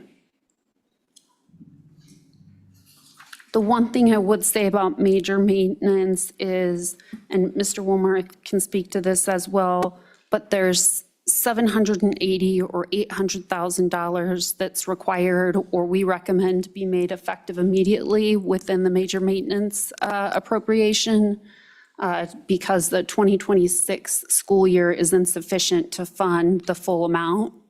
Now, of course, Agency 27, that will be heard by the Joint Appropriations Committee, but historically, this note at the front has contained the operations budget recommendation from the State Construction Department, including the major maintenance allocation. And on the major maintenance allocation, Matt is working with the State Construction Department to ensure that their numbers match up. They're a little bit off, but it's not by much, so. when you make motions, if you could give us the latitude to precise that number as we move forward for a session, that would be appreciated. Okay. With that, section 1 contains the various appropriations for the categories that were identified by Director McComey, and that begins on page 3, line 9. And page 3, line 11 through page 6, line 9 contains subsections A through H. Those are basically introductory paragraphs containing reporting requirements, and also identifying the timelines for the appropriations. So safety and security, charter school leases, and modulars are effective from June 30th of 2026 through June 30th of 2028. But the remaining categories, charter school, contingency, design and construction, demo and construction at Laramie County School District Number 1, and the unanticipated funds, consistent with prior legislation, are effective through the completion of the project. It also specifies, although statute specifies this as well, and I would say that's true with many of these requirements, they sort of dovetail into the statutes, but just to ensure, I guess we like to say it twice, so. Moving on to subsection J, this is really where the meat of the bill is. That's on page 6, line 11. This is where the appropriations begin. And paragraph 1 on page 6, line 16 through page 7, line 7, appropriates $6.3 million for charter school leases. And as I said, the August 18th budget request does specify the districts and the estimated costs with those, so those can be inserted. You'll note on pages 7, lines 4 through 6, this is how it's structured throughout the bill. And like I said, generally speaking, the priorities are identified, the projects are identified, and the amounts are identified. And so we can certainly insert those at your direction. Moving on to page 7, lines 22 through 29, this is paragraph 2. It appropriates $1.7 million for future charter school leases. This is the provision that was spoken about to ensure that in the next 2 school years, if there are new charter schools that are being brought online, the State Construction Department has adequate funds to pay for those. The committee may want to consider some sort of reporting requirement about the expenditure of those funds. Might be nice to know what schools and how much they're paying out of those, out of that particular fund. That's certainly a policy decision for you all. Page 8, lines 2 through 12 contains paragraph 3. This appropriates funds for modular leases. That total amount is $52,125. And then moving on to page 8, line 23, this is for the design and construction of facility projects. And I would note the budget document that was provided by the State Construction Department contained the funds for ARP Elementary School in the demolition and then in the construction. And because those projects received prior funding, I broke those out into a separate subsection. These other appropriations are sort of new appropriations. This is new money that's consistent with prior bill drafts. It's for accounting and transparency purposes. So it does deviate, our number does deviate from their budget document. Yeah. So Tanya, help me remember, in days gone by, we have separated these out. We put design in its own area and construction in its own area. Are we combining those now? Is that? Mr. Chairman, you've done it both ways. You've done it in one section, and you've also specified them in separate section. It's sort of a judgment call. I think if there were a lot of design projects and a lot of construction projects, that would be appropriate. But we also call out, if you look at page 9, and any of these projects through line 5 through 14, it says construction, design. So it's clearly identified. If it was, like I said, 20 or 30 projects, like the old days, you would certainly want to break those out. But, and if that's the committee's will, I'm happy to do that too. Okay. Thank you. Oh, and also I did make a $1,000 error on page 9. line 15, that should be $95,522,821. So apologies on that. Moving on, component projects, those are contained in paragraph 5. Those begin on page 10, line 7, and continue on through page 11, line 13. The total amount requested is $31,661,322. And as the State Construction Department noted, priorities 20 through 22 listed on page 11, lines 10 through 12, those are not included in the total amount requested, but they would like the funds to be able to be utilized for those 3 projects in the event there are funds left over. That's consistent with prior bill drafts and legislation that has passed as well. So Tanya, we have included, I can't remember under the bar if we've said, go this far, and then we know you've got a priority to keep going, but I didn't think that we'd ever delineated what those alternate projects were. Have we done that, or do you remember? Mr. Chairman, my memory is that we have done that we put the total amount in.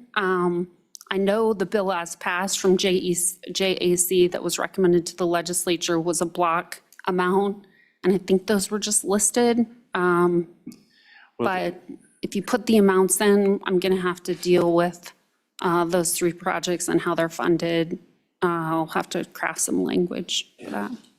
Go ahead, Senator. Yeah, on that, that was just what I was going to ask, is if we include all of the explicit maximum amounts for each, and then the final number isn't going to add up, obviously, to the sum of them, because we'll leave off the last 3, that is a little bit of a deviation, so we'd need different language that indicated that any excess funding would be allowed to be used for it.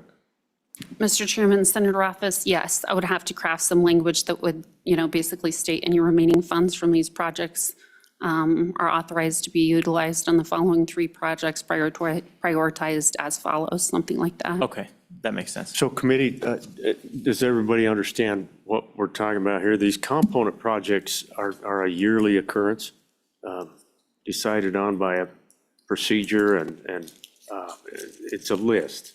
And the idea is to, this budgeted amount, if it can be stretched further, it goes to those projects that are alternates underneath this line. The question that I had was whether or not we put it in the bill, those 3, or if we don't, and I think it's fine that we would.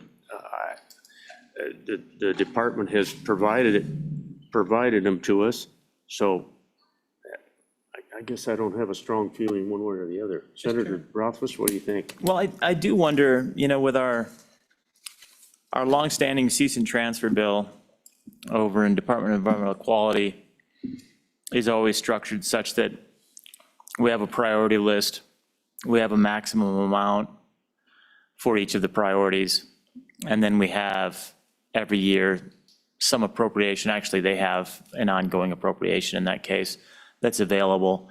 But we have language that provides that DEQ can deviate from the order for the purpose of saving money and for the purpose of, putting together combining projects, combining bidding. So we give them a little bit of flexibility, but they're shooting for it in that order. And I was wondering if maybe for components, doing something along those lines would make sense, where rather than you have to do 1 first and 2 second, or go through the funding at that point, sometimes it just makes more money. You have cost savings associated with doing number 21 first, for whatever reason. And so that might be something we can look at, is how we do it for our cease and transfer list, and have been doing it for 15 years or 14 years or whatever. Yeah. That's worked pretty well. So maybe that's another model to take a look at. I don't know what you think, Mr. Chairman.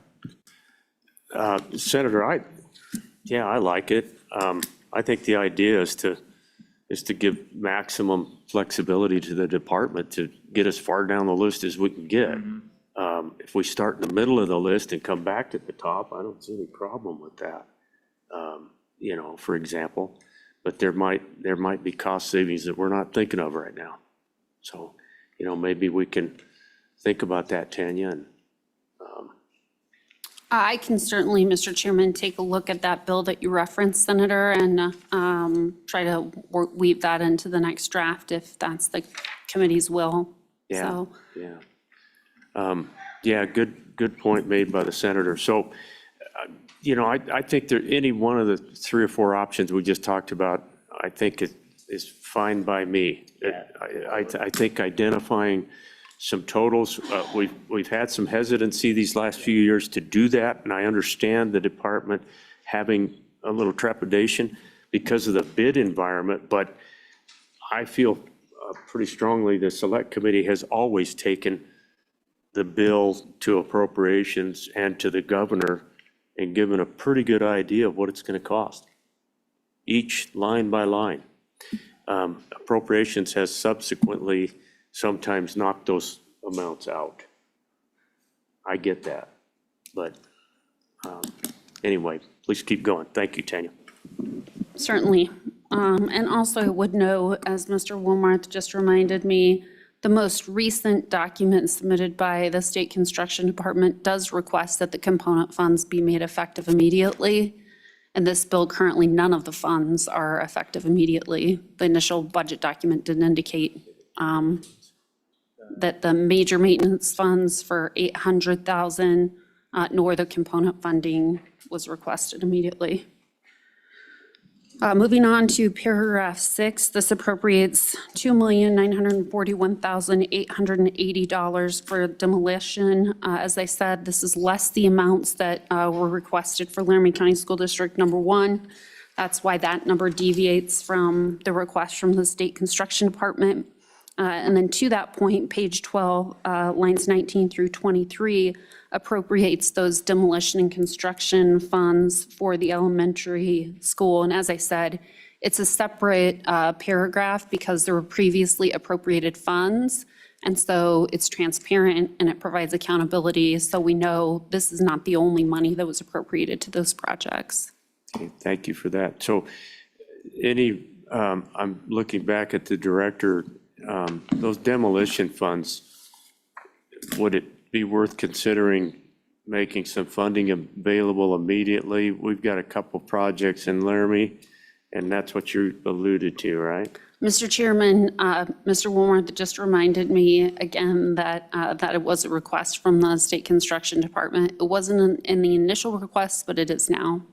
They would like the demolition funds effective immediately. Okay, So the major maintenance piece for 800, the component funding, and then the funds in here for the demolition. And if that happens, I will have to probably break that out in a separate section, so. okay, thank you. Sorry to be wandering around here. a That's little okay. bit. That's the purpose. Page 12, line 25 through page 4, line 12. This appropriates $10 million for the safety and security projects. As Director McComey stated, there's $2 million through a grant program, and that's contained on the bottom of page 12, line 30, and then on to page 13, line 4. A couple of questions from a legal perspective is you can, and in the past have often, put parameters or guardrails around grant programs, when they're available, when they'll be awarded. And also, one question that we had was, what happens in the event there are not enough funds? Is it first come, first serve? Do you hold the applications and then make a pro rata reduction? I'm not certain on those things. So there is some language on the bottom of page 13. Should you, choose to go that route, there's some proposed language there from previous legislation. And then the $8 million is contained on page 14, lines 6 through 12. And they asked for $8 million. We broke that out into $4 million per year. And I'm not sure if that was their intent, but we can easily change that. And then if that is the intent, the amount, based on 89,228 students, the per ADM amount would be $44.83. So Tanya, a question from Representative Provenza. Thank you, Mr. Chairman. I had asked about this in discussion with the agency, and there was some comment about potentially bringing funds to help them do a list or like do the project to figure out what actually the cost-based needs are. If we go that route, is that something that we put into this bill? Or is that something that we would take this out and put it in the budget? Go ahead, Tanya. Certainly, Mr. Chairman, Representative Provenza, either of those options are available to you. If you wanted to do the study now and not commit any money to this project because you really don't know what the total cost is going to be. And I know the State Construction Department in meetings with us indicated that they're working on different guidelines or a rubric of some sort for safety and security. I would suspect that would be utilized in this particular study. And so if it's just a study, I would recommend putting it in the back of the bill in a separate section, with an appropriation and reporting requirements. And the other option, to your point, is to, earmark this $10,000 to be expended upon the completion of the study. But the worry with that, again, is if the ask is bigger than the $10 million, how will those funds be distributed? And, again, is it a pro rata reduction? Is it first come, first serve? Is it based on the prioritized list? Mr. Chairman? Go ahead, Senator Rothfuss.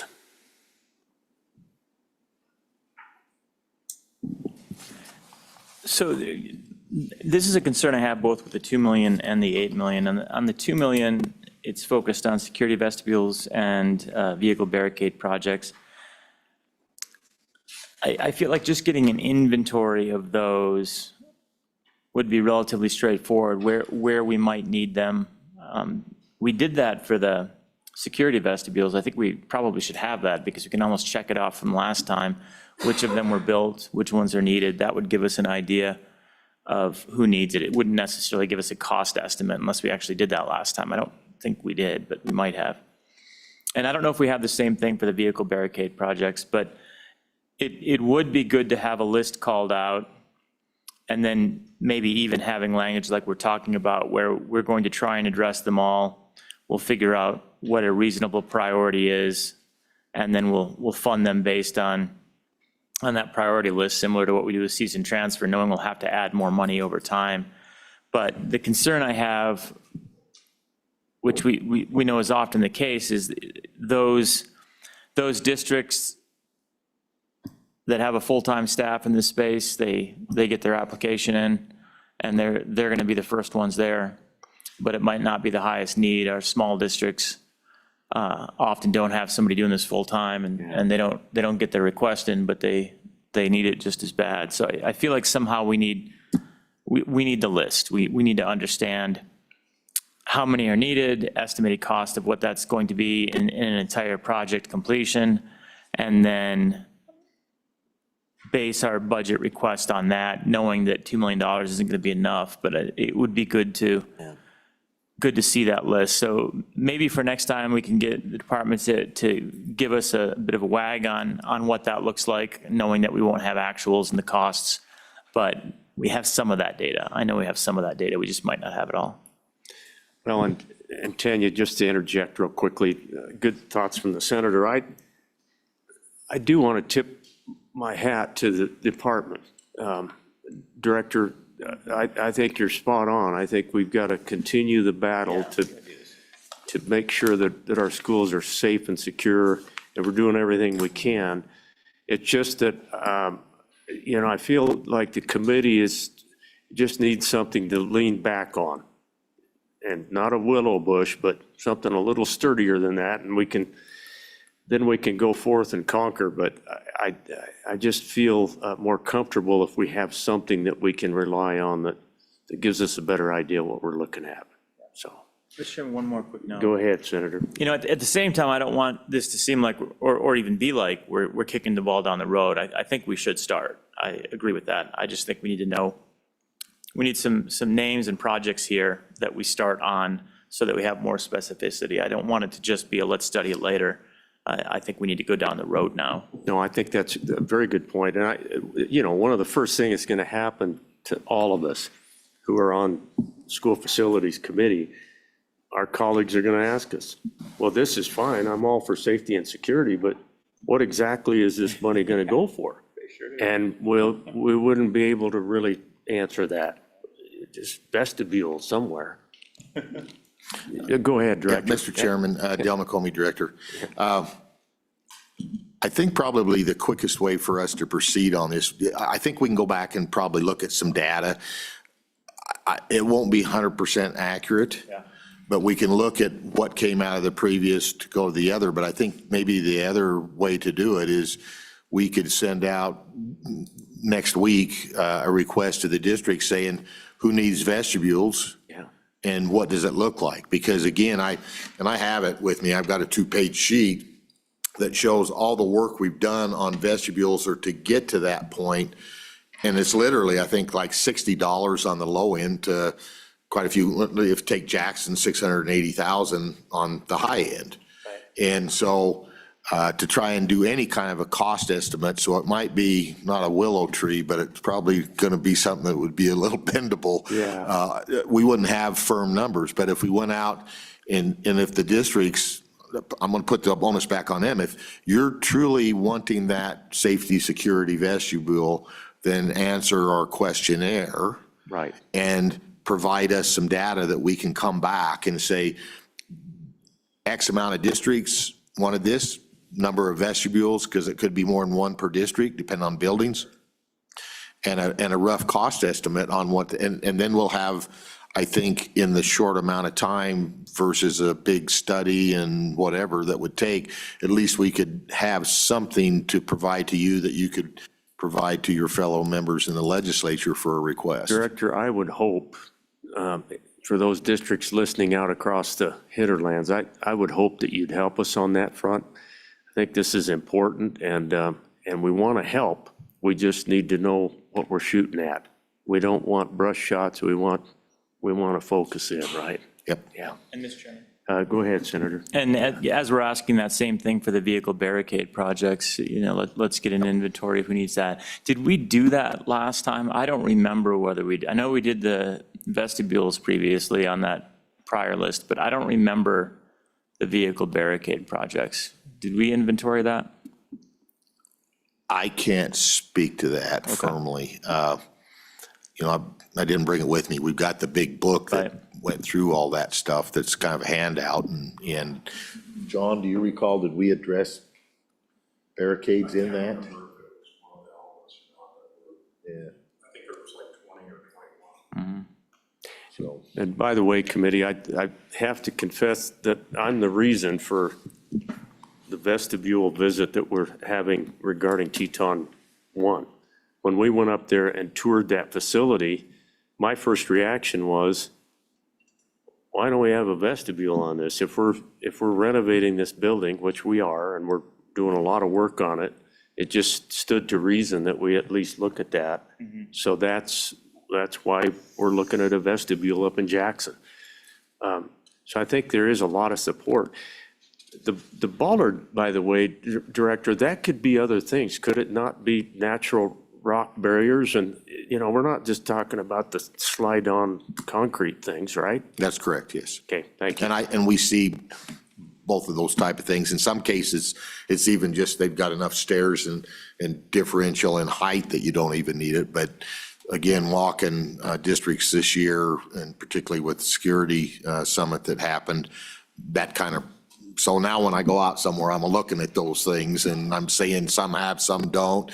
And interesting, I don't want to take a lot of time. So this isn't a simple issue. So one of our school districts we recently traveled to, the bus drop off and the student parking is in the back of the building.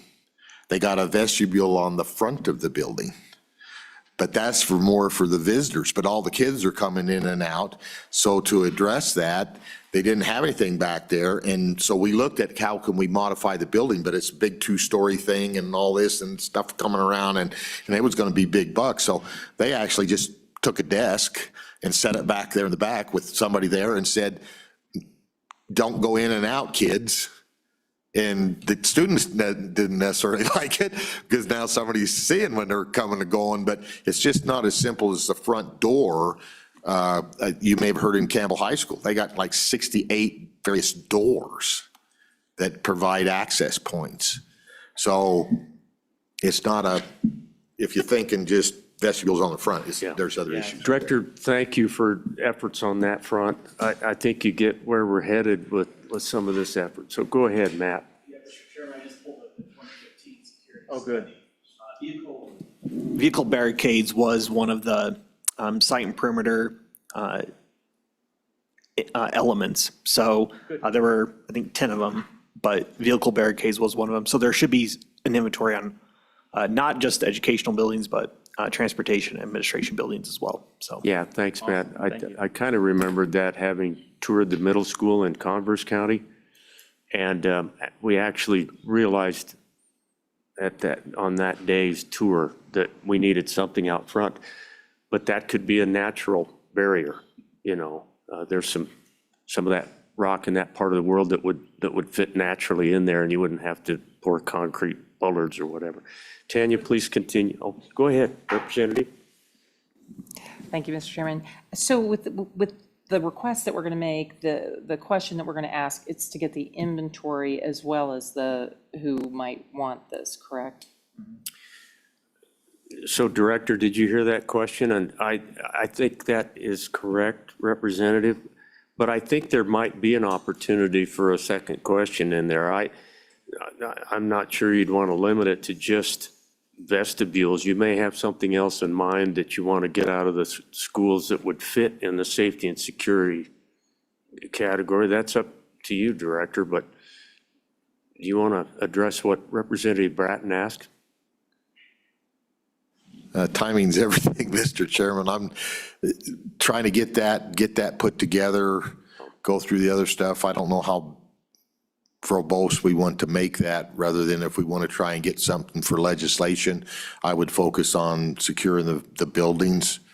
And then from there, as part of this bigger look, I think we hit that, because we asked those questions at the summit, and it was just so varied from district to district and money that's already been spent. Because I think there's something like 40-some million was spent or available. I don't know if it's all spent, but available in the major maintenance funding. And then there was the 15 million. So there's been a lot of dollars spent. But again, if you go back, I know the total ask in that initial study was higher than that. And of course, now you take inflation over 10 years, and there's different technologies out there too that weren't anticipated back then. So Yeah, I think a careful, quick step forward on that. We'll trust you to get us something. That'll be great. yep, Thank you. thank you. Okay, Tanya, please keep going. So lastly, the last category in the bill is unanticipated funds, and that's on page 14, line 23 through page 15, line 24. And I would note two things. First of all, in paragraph A, for the design projects in the commission's budget, and I didn't look to see if the one that was submitted recently had the same language, but it requested for planning and design, $800,531 in unanticipated costs, but there was no planning funds requested in the budget elsewhere. And then the second thing is, I did notice in this recent budget request, the unanticipated request did not specify an amount for each project, but I know at one point it did. I wouldn't know these numbers otherwise. And so that's a policy decision for you all, if you want to specify a maximum amount of unanticipated funds for each category. In prior legislation, you have not done that. And then I would note in D on page 15, lines 22 through 24, I would draw your attention to the 600,000 for safety and security. And then finally, section 2 on page 15, this act is effective immediately. And as I said, July 1st of 2025. And I was combining that with my next statement, which is, and they're requesting major maintenance component, and demolition for ARP be effective immediately. Subject to your questions, Mr. Chairman. Tanya, thanks. And thank you for guiding, both the agency and the select committee. It's a tough job in a tough environment. We want to try to do this as well as we can do it. That's the whole goal here. And as we take it forward, we want to be really competent and feel good about the foundation underneath it. So thank you. We've got work to do to get it ready for October, but we'll spend a little time listening in for anyone who wants to testify or any additional thoughts the director might have. And then, committee, we'll go through the bill. I want to give everyone an opportunity to make sure that we've encouraged the right things so we're ready to vote on it in October. Okay?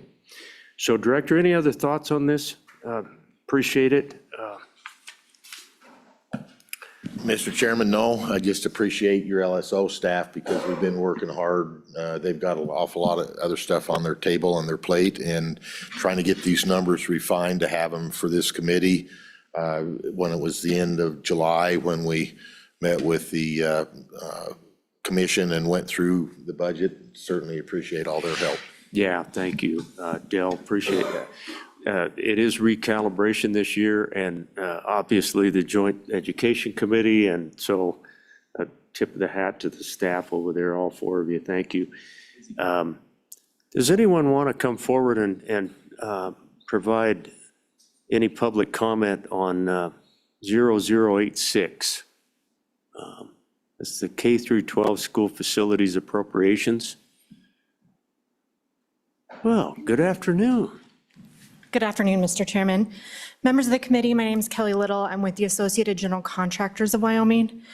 I did want to speak on behalf of the contractors in support of this bill.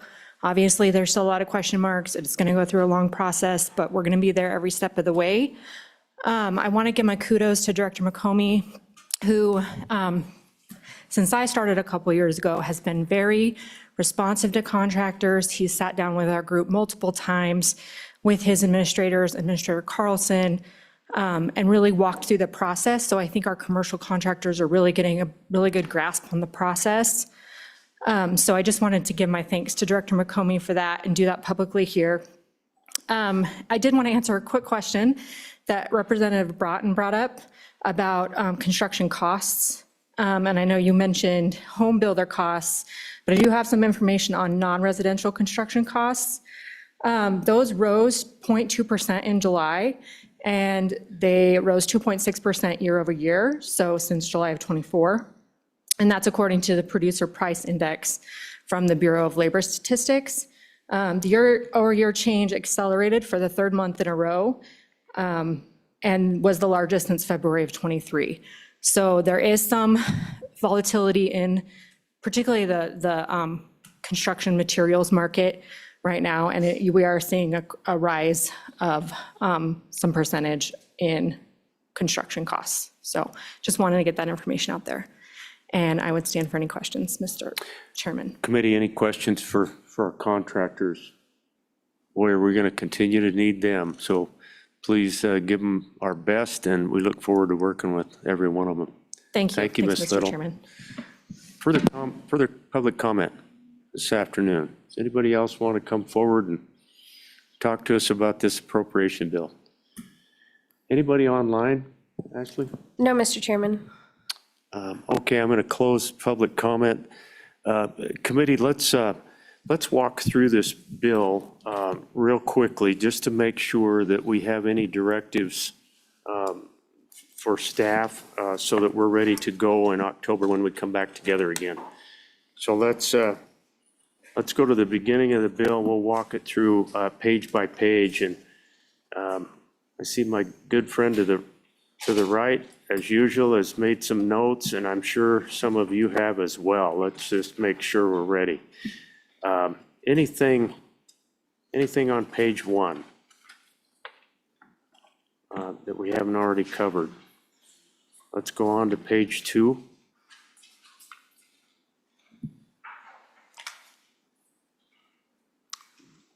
I'm looking at the staff notes there just to make sure we.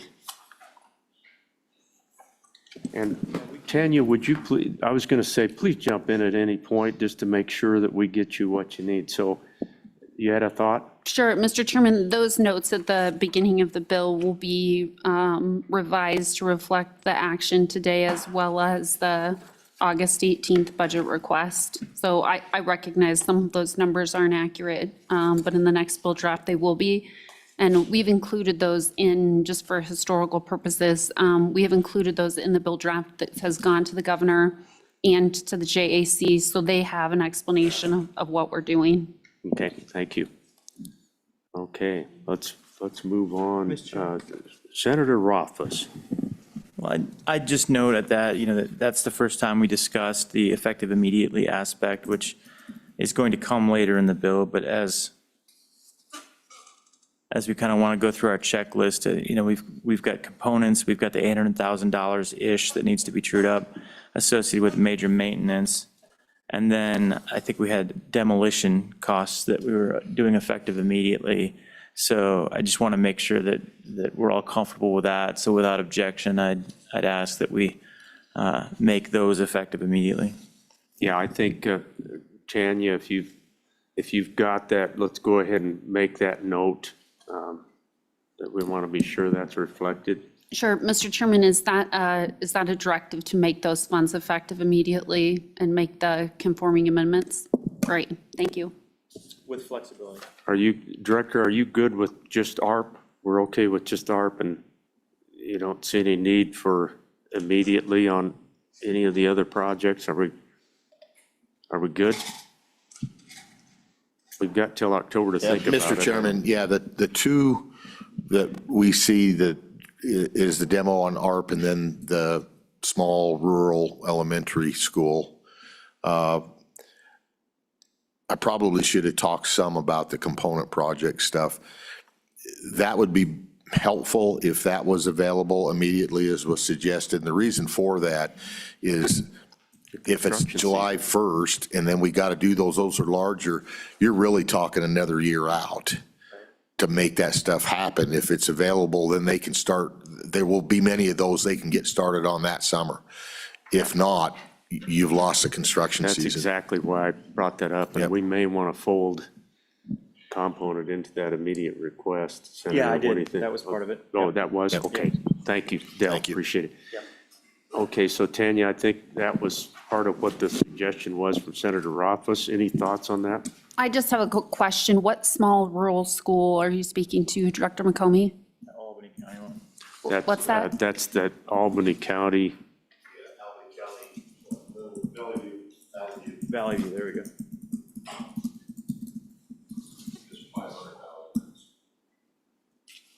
Okay.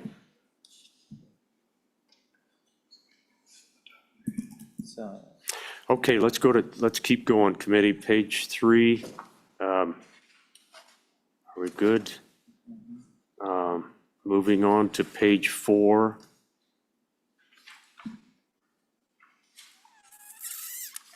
Page 5.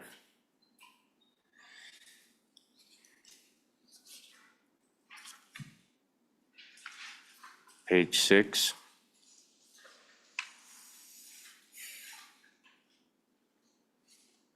Charter school leases, we've got. And we're over to the top of page 7. Mr. Chairman? Go ahead, Senator Rothfuss. So yeah, for our bill, once again, without objection, direct that we draft by providing all the maximum amounts for all the categories in our legislation, and realize that JAC might strip those out as they did before, but we'll include them. Mr. Chairman, I presume that also includes the priority numbers on the left and the school district and projects. Correct, yep, Okay. Yeah. yep. As your template indicates, as we've traditionally done, yep. Thank And you. that committee is in keeping with the way this bill has always come forward, with that specific information just alluded to. So now we can talk about that in October, but at least we will have it there so that we can consider and totally get where the department's coming from. So let's keep going on page 7. Go ahead, Senator Rothfuss.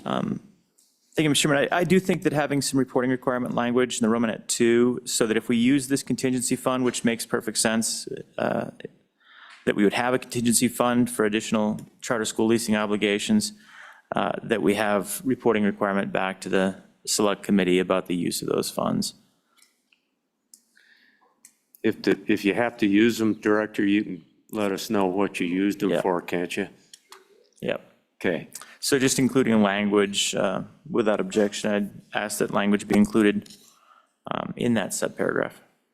Okay, same thing for modulars over on page 8.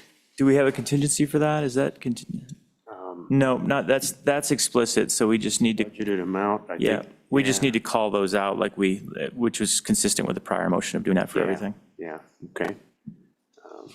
Tanya, stop us if we miss anything that you would like to see us come up with. So we're over on the top of page 9. And this is design and construction. You remember we talked about lumping those together? The top 4 are designed, the other 3 are constructions. Committee, I would point out that Fremont 25, that project is a project that was born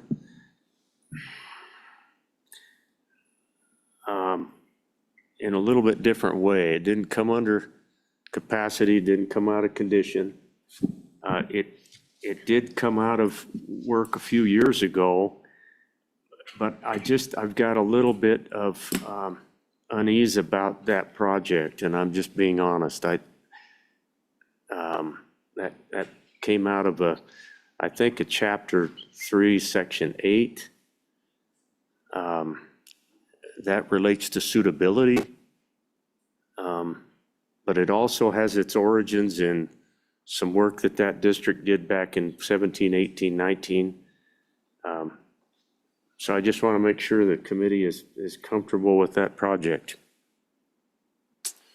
Mr. Chairman? And we can think about that till October or not. What do you think, Senator Rothfuss? Well, it's a good question, and I think we should have that discussion perhaps in October. Having it as a priority becomes a little bit strange because we don't know how to prioritize it since we haven't really had it through a traditional process. If it's going through the suitability process and we know we're working on trying to improve our suitability understanding through RFP or whatever it is that we do moving forward to figure out how to work that through. So we don't have a good mechanism there. We could have it drafted for consideration and then discuss whether we want to include it. We could have it in its own little category. There's probably a few things we can do. We could just push pause on it for now, leave it off the list, but have it in a staff comment. I think any of those, but I do think that we need to contemplate that separately as to whether we want to have it in this budget and make the recommendation at this time. Listen, we always have projects that are worthy of our consideration. That's been forever. And there have been times the select committee has actually, knowing that a project's been on the radar screen, have for whatever reason moved one forward. I remember an elementary school over in Pine Bluffs, et cetera. 10 Sleep was a good example of one. But I'm not questioning the need necessarily, but I do, my hesitancy comes in that chapter 3, section 8 category, which we don't have a very good handle on suitability, and suitability is an issue right now. So I think let's keep that one in mind. I guess we can leave it there today, but we definitely need to talk about that in October, I think. Yeah, let's just flag it for an agenda item for next I time. like your idea that we may want to at least identify that as having come through a different avenue. I mean, we could certainly do that. Tanya, give some thought to that. Sure, we can break it out in a separate paragraph for discussion. And one item I was going to mention, but I forgot to when I was presenting the bill, is you have in the past identified which projects came through capacity and which projects came through condition. And so that's also an option. We could change the table a little bit to identify those as well.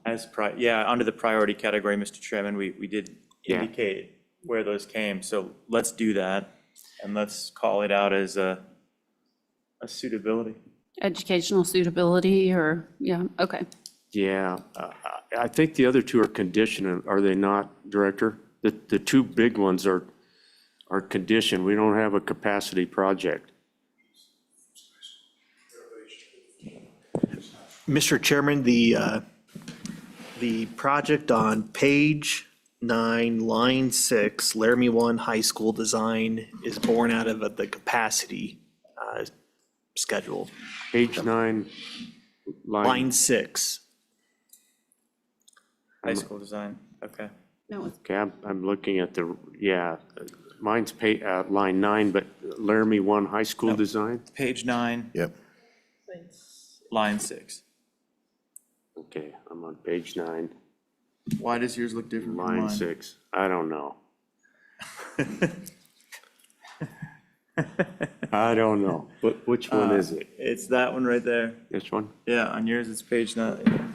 Yeah, it's interesting because on my copy, it's page 9, line 9. Yeah, But that's what it is for. Yeah, regardless, it's the Laramie County #1 high school design with 3 X's.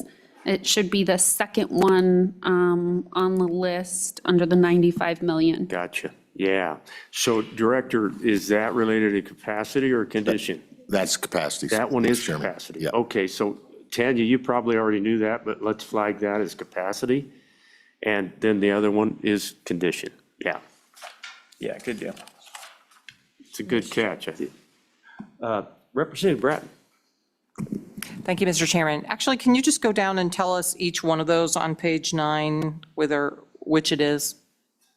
Certainly. So the first project, Laramie #1 elementary school design, is a condition. The second one, which we just spoke to, is capacity. Laramie County #1 high school design is capacity. Fremont #25 elementary school design is the Chapter 3, Section 8, which is educational suitability. And then Crook County #1 secondary school design is condition. Laramie County School District #1 elementary school construction, that's condition as well. Fremont 25 elementary school construction is Chapter 3, Section 8, educational suitability. And then Crook County #1 secondary school construction is also condition. So the only project that is capacity is the Laramie County School District #1 high school design. And then the 2 Fremonts in the list, both for Fremont 25 for design and construction, are Chapter 3, Section 8, educational suitability. Thank you, Tanya. And so that's Cheyenne East. By the way, you'll remember that the director talked to us about renovation and an addition onto that high school. Okay, so go ahead, that- Senator Rothfuss. So we have the provision in statute that talks about if you're doing a high school design, you need to put together a little community group and figure out what the needs are, so that there's more work to it. Remember, we put that back in 2013 or 14. I don't think this project, I don't think is a new high school, right? This is kind of fixing up east, is that accurate? Or is it new? Can we? Well, and the director talked about just trying to get this design on the ground so that we can then project forward what it's going to take, right, Director? Yeah, Mr. Chairman, yes, that's an existing high school, been around for Yeah. decades. And so it's, again, a capacity issue. So not only you're adding classrooms, you're having to upsize the cafeteria and some of that stuff to handle, because we're talking, it's basically equal in size to an elementary. It's about 400 students addition on there. Did we already do planning for it? I don't remember planning for this, but did we already do the planning for this? We haven't done planning. We had identified it as a capacity, and then we did the Mercer study. And so it's been through the Mercer study and approved by the commission. For the remedy, okay. For the remedy, yes. I guess I don't know whether that statute about when you're building the high school, you should get a community group together to figure out what needs to be done. I don't know whether that applies or not. If we're trying to fix it up and increase its capacity, maybe it doesn't. But I guess I'd just ask for next time, maybe if you'd look into that and see, do we need to get one of those community groups together? Because it's so expensive to touch a high school. You really want the entire community behind it. You want to do it right, and you want to ensure that we want to ensure that they're engaged, they're doing any enhancements that they want as part of it, and we want to make sure that those processes go together. I don't know whether they need to or not, but I just make Mr. that Chairman, the district representative is here, and probably answer maybe what their thoughts on how they're going to do that. So I know they've done a pretty good job of addressing that at their new schools and having community, the parents groups and all that stuff weigh in I on would that. So assume that would be understood, and that was legislation that came through this committee, and it's worked well in places like Albany County. So, yeah, would commend it to whoever. But committee, anything else on page 9? We've got to keep moving. We've got to keep moving. I don't want to be here till 9:30. So, yeah, there you go. Okay, we're over on page 10. Anything there? Senator Rothfuss. This is where adding some of the language from the cease and transfer legislation, so I'd ask that without objection, we provide some flexibility language and then rework the structure so that it makes sense for us to include the 22 items, recognizing that we'll just use as much funds as we can. So providing the flexibility and guidance from the cease and transfer. Yeah, and then providing the maximum amounts for those projects. That would be consistent with how we did it for cease and transfer. And provide all the flexibility needed and to work with. Tanya, are you good with that? Okay, Mr. Chairman, I got it. okay. Thanks. For demolition projects at the bottom of page 11, we already talked about effective immediately on a couple of those.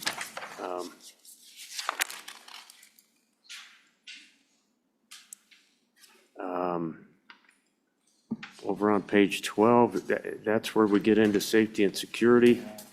Mr. Chairman, I'll go ahead. Yeah, Representative Provenza. Thank you, Mr. Chairman. I think in conversation with Ella, so maybe moving this later in the bill, allowing for the list to be generated, and we can do a cost-based understanding of and funding with this. Well put. Tanya, I think the representative is spot on with that. We talked about that. Does that make sense? Mr. Chairman, you'd like this in a separate section in the back, but Representative Provenza, you stated you would like it to be cost-based. Is that? Tanya, my brain is broken. Later in the day, my coffee wore out already. I just recall that you had mentioned if we might have to move this to a different section because it's not appropriating funds directly. It's for the specific costs, right? Yes, and I think the committee's discussion, Senator Rothfuss's point was to put it in a separate section in the back, and I'm not exactly clear if that was the 2 million or the entire $10 million, and then have the State Construction Department come back with an inventory for at least the bollards and the security vestibules. That's my recollection of the discussion earlier in the day, but I'm also fading, so. And Mr. Chairman, I think at that point, we could do it with the entire 10 million as the ask. I was trying to decide whether we wanted to break it into 2 and 8, but I think if we're going back and trying to get an inventory of the things that we should do, that it makes sense for us to then just have an all-encompassing $10 million and then work from the list. It would be simpler. So breaking it out into this section, as Representative Provenza says, and then using the whole 10 million. And then obviously working with Dell and his shop to figure out what that list looks like and reaching out to the district. So that's a great approach. And then we'll have some understanding of what might be funded. Yeah, just a little bit more foundation underneath it, and then I think we can prop the entire amount up. Yeah. Director. Does that give you enough, Tanya, to go to work on that piece? Go ahead, Director. Yeah, if nothing else, if you just leave that as a placeholder with the 10 million, then if we can come back and sitting back there thinking about how I would ask the districts, I think we could ask them their priorities as far as vestibules. Do you have it or not? Ballers, do you have it or not? Would you like those? And then maybe another open-ended question on what would be your next highest priority? Yeah. Because I know there's a number of them with these Raptor systems that are really wanting to get that software upgrade and stuff, because they're starting not to, what do you call it? They aren't doing the upkeep or whatever in the programming if you don't have the maintenance stuff. Well, And so I think if we could get some of that, and then we can tell you which projects in which district and which school and how much. And I think that's what you'll need to support that. Director, that's the reason I asked if there was something else that we'd want. So, Yeah. good job. I think that's exactly right. There might be something in a district out there somewhere that they say, well, we don't need a vestibule, but we really need X, Y, or Z, Yep. and it may become a priority. Yep. So, yeah, thank you. I hope the districts will really work hard to get you what you need right away, and hopefully we can have a list, so. Yeah, thank you. Okay, thanks. Anything else, committee? We are over on page 13.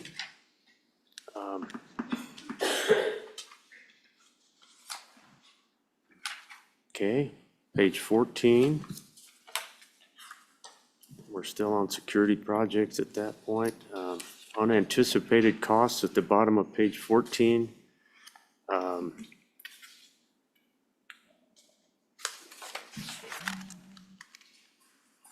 Anticipated for all of those.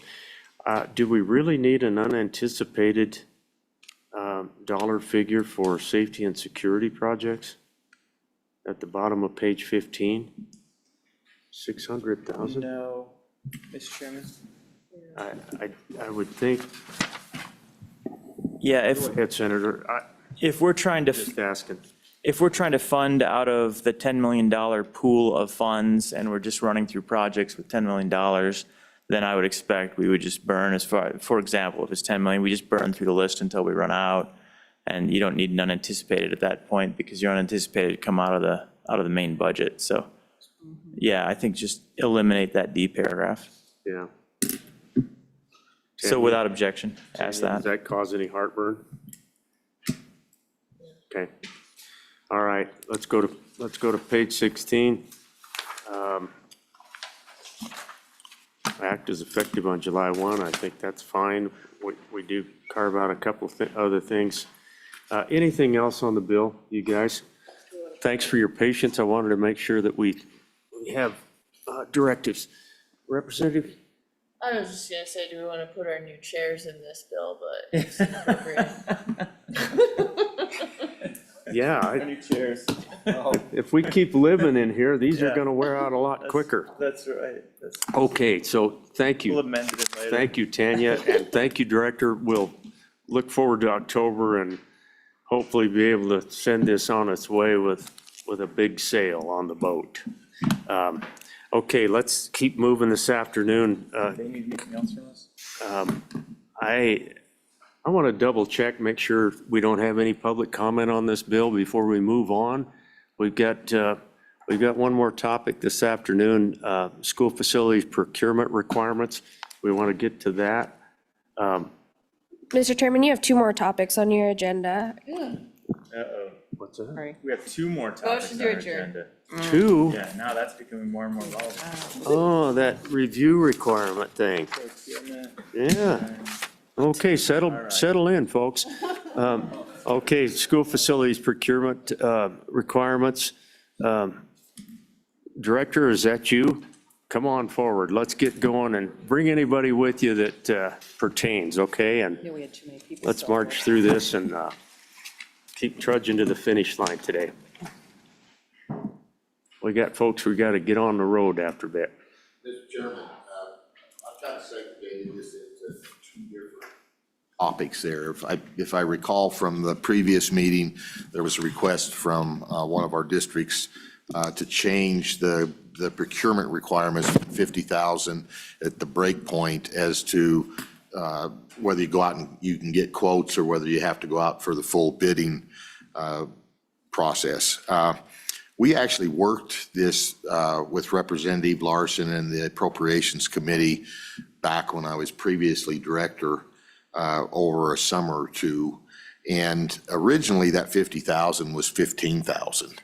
And they pointed out, back when that was done in the 60s, you could buy a lot, you could buy a car for $2,000. And so you got a big bang for your buck at 15,000. So where that number, we actually tripled that from the 15,000 to 50,000. And the way we looked at that is we just went back to when the bill was originally done and applied inflation to it and tried to keep it the same. And it actually came out in the $100 and some thousand range. I don't remember exactly what it was, but we thought that might be a lift too heavy to go up that much. When 50,000, we were more than tripling what that was. And of course, now we've had COVID, we've had some inflation, we've had different things. And so I believe the request from Mr. Celeroli was that we look at that 150,000. I don't have any real issues with doing that or moving that, but what I would caution the committee on is that there's a lot of other things that go into that, and that's why it occurred to get that lift over probably a 9-month process the last time. So that, we listed in here a number of, if you're at 50,000 or less, 50,000 or more, but you can see there's some other requirements down here. So once you hit $100,000, then prevailing wage kicks in. So that's above the 50,000 now. So would you want to address that in statute? There's also competitive bidding and advertising that's at different levels. If you get in, there's some requirements on bonding at a certain threshold. So it's not as simple as just moving that 50,000 to 50,000 or less or whatever. Again, I think it's certainly doable. It's kind of laid out as to what we'd want to do there, but I guess where I'm coming from at this point in time is perhaps that's an interim study that would need to be done. Because there are a lot of moving parts. There's also stuff that happens over under workforce services and some of their statutes that gets into what's a certified contractor and a resident contractor versus certified contractor and different requirements in there. So again, I think it could be done, but I'm just cautioning that if we make that move to move forward, that we take a look at the holistic set of statutes that would be involved in that. Director, thank you. Bless you. So each time we consider one of these, in my experience, we've had to, and we have wanted to reach out to folks like Ms. Little's group, for example, to make sure that they're aware that this work's going on. So you're right, a lot of moving parts.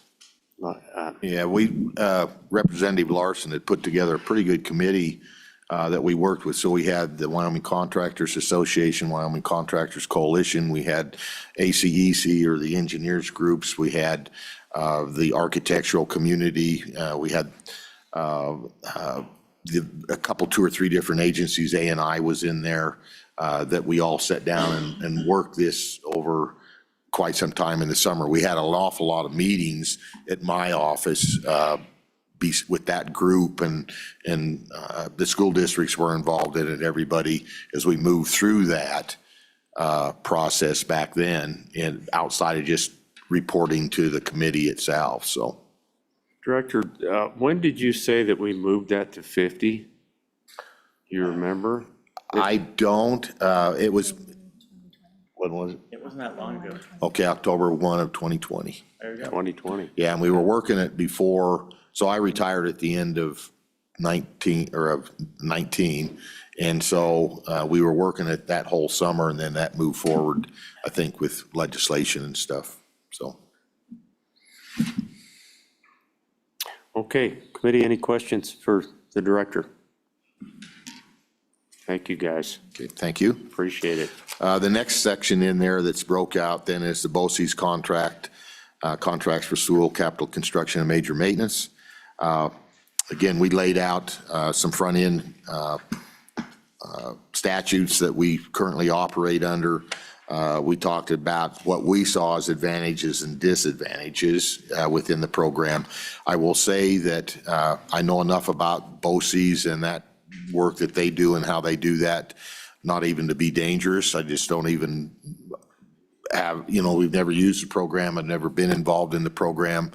I know there are issues dealing in statute that would have to be modified.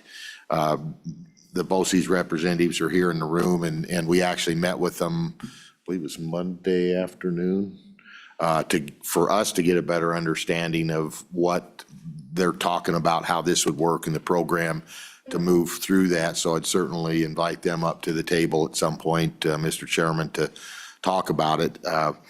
This issue also came up previously when I was director. And so we reached out to the Attorney General's office, and actually I asked for a formal Attorney General opinion under the current statutes that we have, whether or not they could do that. And the Attorney General's formal opinion said no. Under current statutes, the BOCES program wouldn't qualify for a myriad of reasons. Going out for competitive bidding, a lot of these statutes that would come back underneath some of the stuff of prevailing wages and different things like that, advertising of your bids. And so with recent statute changes, for example, construction stuff needs to be advertised through our department and our processes. And so, I don't know exactly how that would mesh in the long term with BOCES, but they certainly know the program. They do it. Not only they've been doing some of that in the state, but nationwide as to how this might apply. And so I guess I'd offer up that they come up and kind of talk to it. Again, we've got some items in there that we listed. There could be, potential cost savings in that.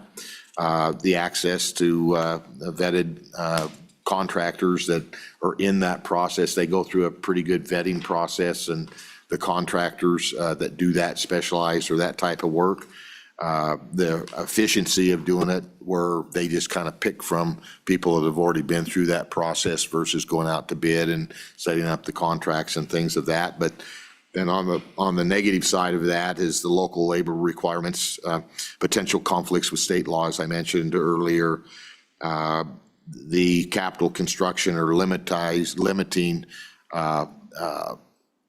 what would the work be and how would that work happen. And within our state statutes, we have a lot of provisions in our contracts that allow for recourse if you don't do the work right.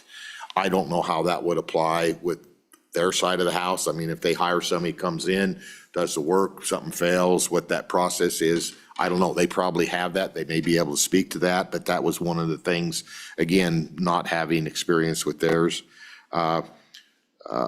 State audit exposure, again, we're responsible for those funds.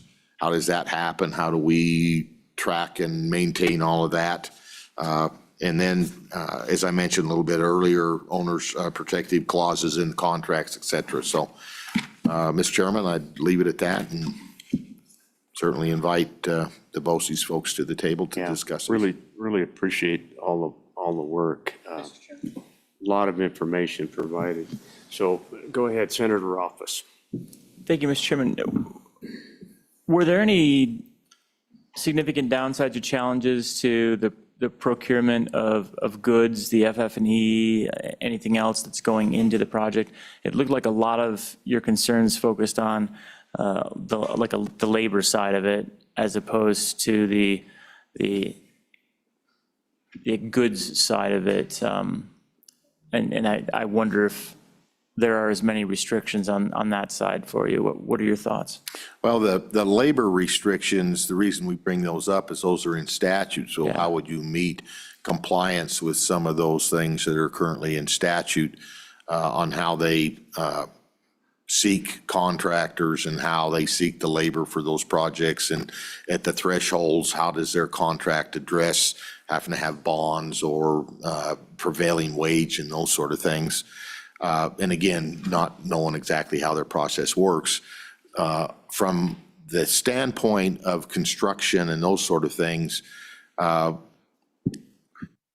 again, and when it first came to me, so I'm going to use roof projects. So this came up last year and this year, and we actually had a pretty good discussion with them again on Monday afternoon about that.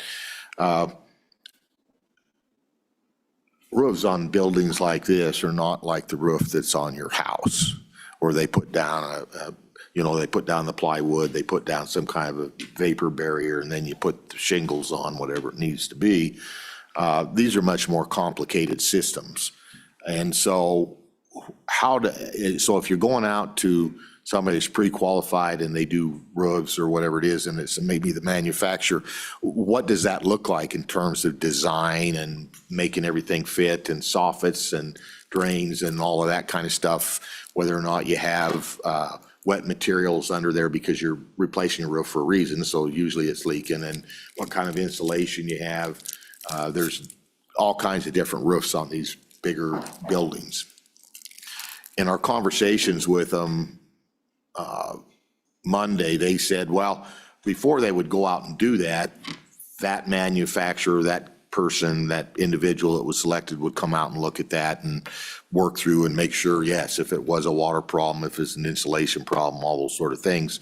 I guess we use our design professionals to come up with that and make sure that those things work together. Sometimes you don't even put the same type of roof on. You go to a different type of material or a different situation, because it may be what we've experienced in some cases, the wrong material or stuff was spec'd originally in the building, and you just need to go to a different way of doing things, i.e. the state prison, they had the roof kept blowing off or blowing loose, and it was actually weighted with big blocks. We've got that at Campbell High School, same thing, and went to a totally different system to try and cure that. And so my concern is there, what does that look like? And again, it's a concern because I just don't know how they do this stuff. I know what has worked in the past where we've had failures and successes, and things have changed over time. The earlier conversations, lessons learned, how do you incorporate that? And so a little bit of my trepidation and comments in here is I just don't know enough to see how that would work. When you get into other things like tracks and things like that, I don't know. I just don't know, because I believe they could probably do that. We had a pretty good conversation on the vendors that they currently have and how they would reach out internal to the state from the contracting community. And what I was told with the roof, in many cases, what they said was that the bigger company generally does reach out, and it's local labor that does all that work for them. But how is that done? Is that done through advertisement? Is it done competitively? Is it done, our normal process is where you go through that and you open that up statewide. And I know that's certainly been a topic almost every year on contracting, is using local resources for the legislature. We hear that all the time. So how does that work? And how do they reach out, and what is the concerns of a local contractor on, am I going to be on the list or not? Right. And again, they've talked to that. We discussed it the other day, so. Mr. Chairman, I meant the non-labor side of it, basically we need to buy some commodities, and I'm struggling to think of what a good general, every project needs them, nails, something along those lines, because I know our BOCES do a lot of bulk purchasing. And so I can see a lot of challenges once you enter the labor market, but I was wondering if there was any concerns that you had with the commodity purchasing. Mr. Rexis, go ahead. Mr. Chairman, I think our concern is how the statutes delineate those types of things, because statute talks about projects and funding. And usually the color of money depicts what statutes have to be adhered to. And so there's no differentiation between materials and goods and labor or services on our side. So we're still required, even when we're only purchasing materials and goods, to still follow the same process, such as FF&E or, other things like that. We don't really, we don't get into the business of consumables on new schools. That still comes from the block grant.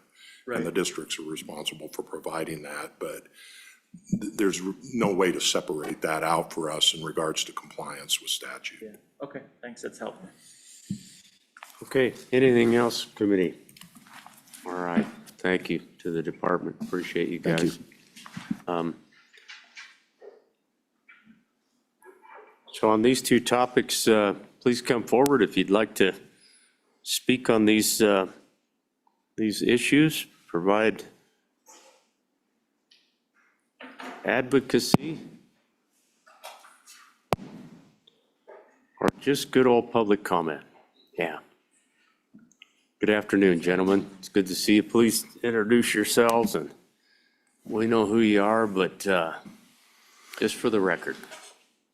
Mr. Chairman, my name is Brian Farmer. I'm the Executive Director of Wyoming School Boards Association. My colleagues and I did want to address you together to talk about cooperative purchasing from our perspective of either the boards of cooperative educational services or really just co-ops in general, and would be happy to answer your questions at any point through our discussion. But Mr. Chairman, I really kind of wanted to begin the discussion, pass it off to Benny and Dave, and then come back to wrap up our section. Mr. Chairman, just really beginning with the notion of, so what is cooperative purchasing and why would you use it? And cooperative purchasing is the idea that we can procure goods and services when we combine with other governmental entities in order to increase efficiency, to decrease price, to provide for the best possible procurement of goods and services for our Wyoming school districts. And Mr. Chairman, I think where it applies to this conversation is ultimately we're looking to be good stewards of the public dollar.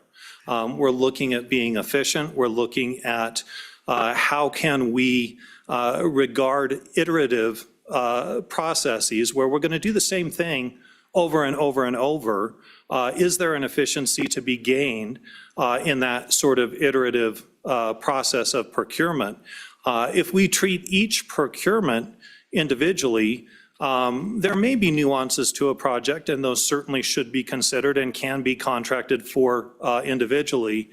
But where possible, there are potentials for efficiencies to be gained. So I really think it would be helpful to hear from the Northeast Wyoming BOCES, who operates one of the cooperatives in the state, and really is looking at how can they get vendors in their program to be involved. And then we do have some specific examples that we'd like to talk about as well. So if okay, I'd like to pass along to Benny. Yeah, thank you, Mr. Farmer. Good intro to a topic of interest. So take it away. Yeah, good to see you. Good afternoon. Good afternoon, Mr. Chairman and members of the committee. My name is Benny Leonard. I'm Director of Cooperative Purchasing Program through New BOCES, Northeast Wyoming BOCES in Gillette, Wyoming. To start off, a couple of questions were asked about the labor and how we work around that. Our vendors have to register with the Secretary of State, the Department of Workforce Services, and they have to advertise for laborers when needed for their projects. That's how they work around some of those statutes to make sure that they're in compliance.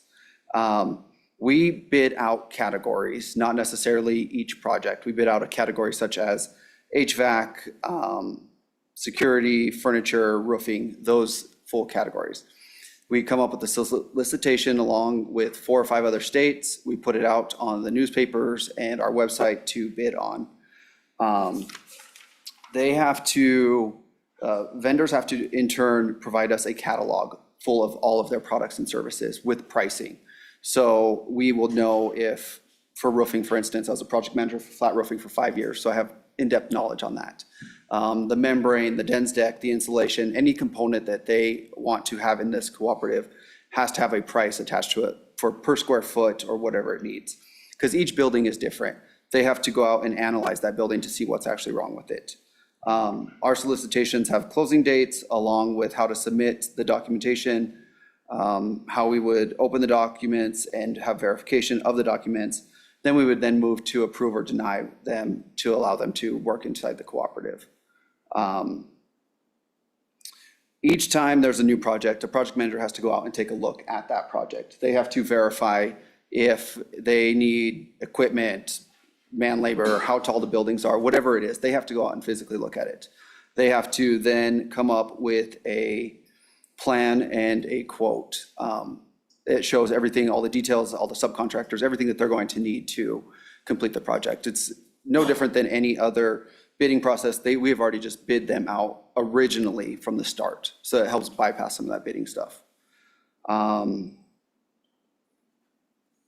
That's kind of the overview of cooperative and how the contracts work. Does anybody have any questions? Well, you know, Mr. Leonard, that we have touched on this before, so it's not completely, you know, out from left field here. It's an intriguing thing, and it's come up in the past when on the education committee for years when we were talking about how can we find some efficiencies district by district. You know, can we have districts working together? And that's kind of what you're up to up in the northeast part of the state, right? Correct. We just got done with the 24 and 25 fiscal year, and I had to add up all the savings because we help send out rebates at the end of the fiscal year as an incentive to continue using the contracts. Converse County used us the most. They saved $398,000 worth using the contracts. They're going to get a check back for almost $4,000. You know, we send these checks back out to them to help them as incentives to use us. Yeah, thank you. Mr. Pickard, do you have some words of wisdom this afternoon? God, I hope so. Yeah.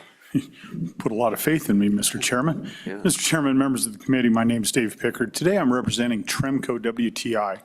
Tremco is a roofing contractor formed in 1928, one of the largest in the United States. And Tremco is one of the contractors under New BOCES, and in particular under the AEPA, which stands for the Association of Educational Purchasing Agencies. This is a national cooperative that New BOCES is affiliated with. Tremco is also part of a couple of other national cooperatives, including Omnia, and then several regional and state-based cooperatives. When they first came to me with the discussion that they were having at local school districts, and I think we heard a little bit of this at your previous meeting, is that what they are seeking and what Tremco, through their representative representing the contract under New BOCES, is just seeking clarity in the statute, because what has been the circumstance, at least for the last couple of years, is that the facilities directors at your districts or the business managers at your districts have some reluctance to use the cooperative purchasing method when it comes down to, as Mr. Rexius pointed out, the color of money. Because the color of money that the legislature approves to SCD comes with a whole host of different strings. If it's for new construction, and in this case, we're not talking about new construction. We're talking about building maintenance, repair, restoration, those types of processes rather than new construction. So because of those different buckets of money, there are different statutory guidance provided to the school districts. And that is what we're seeking, is some clarity in there when they can use the cooperative and when they cannot. A lot of business managers around the state use cooperative for a whole variety of things on a regular basis, on an annual basis, including textbooks, including their copier service, including all the consumables that go into your basic operations of a school district.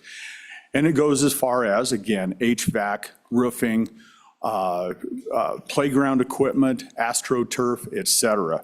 These are all types of components, and because of the different buckets of money or color of money that is available out there to the school districts, there does need to be some clarity within our statutes when they cannot use cooperative purchasing.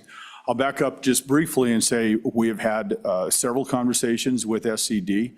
And they have been very welcoming with open arms to discuss the process. We're not there completely. As you heard the director indicate just a few minutes ago, he has some reservations in some of the categories, and we fully expect that. The only way we're going to be able to provide the efficiencies in the process and the dollar savings to the taxpayers is if we all have a better understanding of the value of the cooperative purchasing method. So we're going to continue to work on that. We're very hopeful in the short term between now and your October meeting that we can continue to have those conversations with the department, and we're committed to doing that. But at the end of the day, what our ask is, and I think Brian will go into this, because this is not about new BOCES. New BOCES, there's been a lot of discussion in the legislature in my few years that I've been around here about the opportunities of new BOCES and BOCES in general. This is just a component of the activities that they do. So what I really like to focus the attention on going forward is about cooperative purchasing in this realm, because that is what this committee is charged with, and that is the procurement and the funding mechanisms and the statutory guidance in the expenditures of our school districts, primarily in the school facilities arena.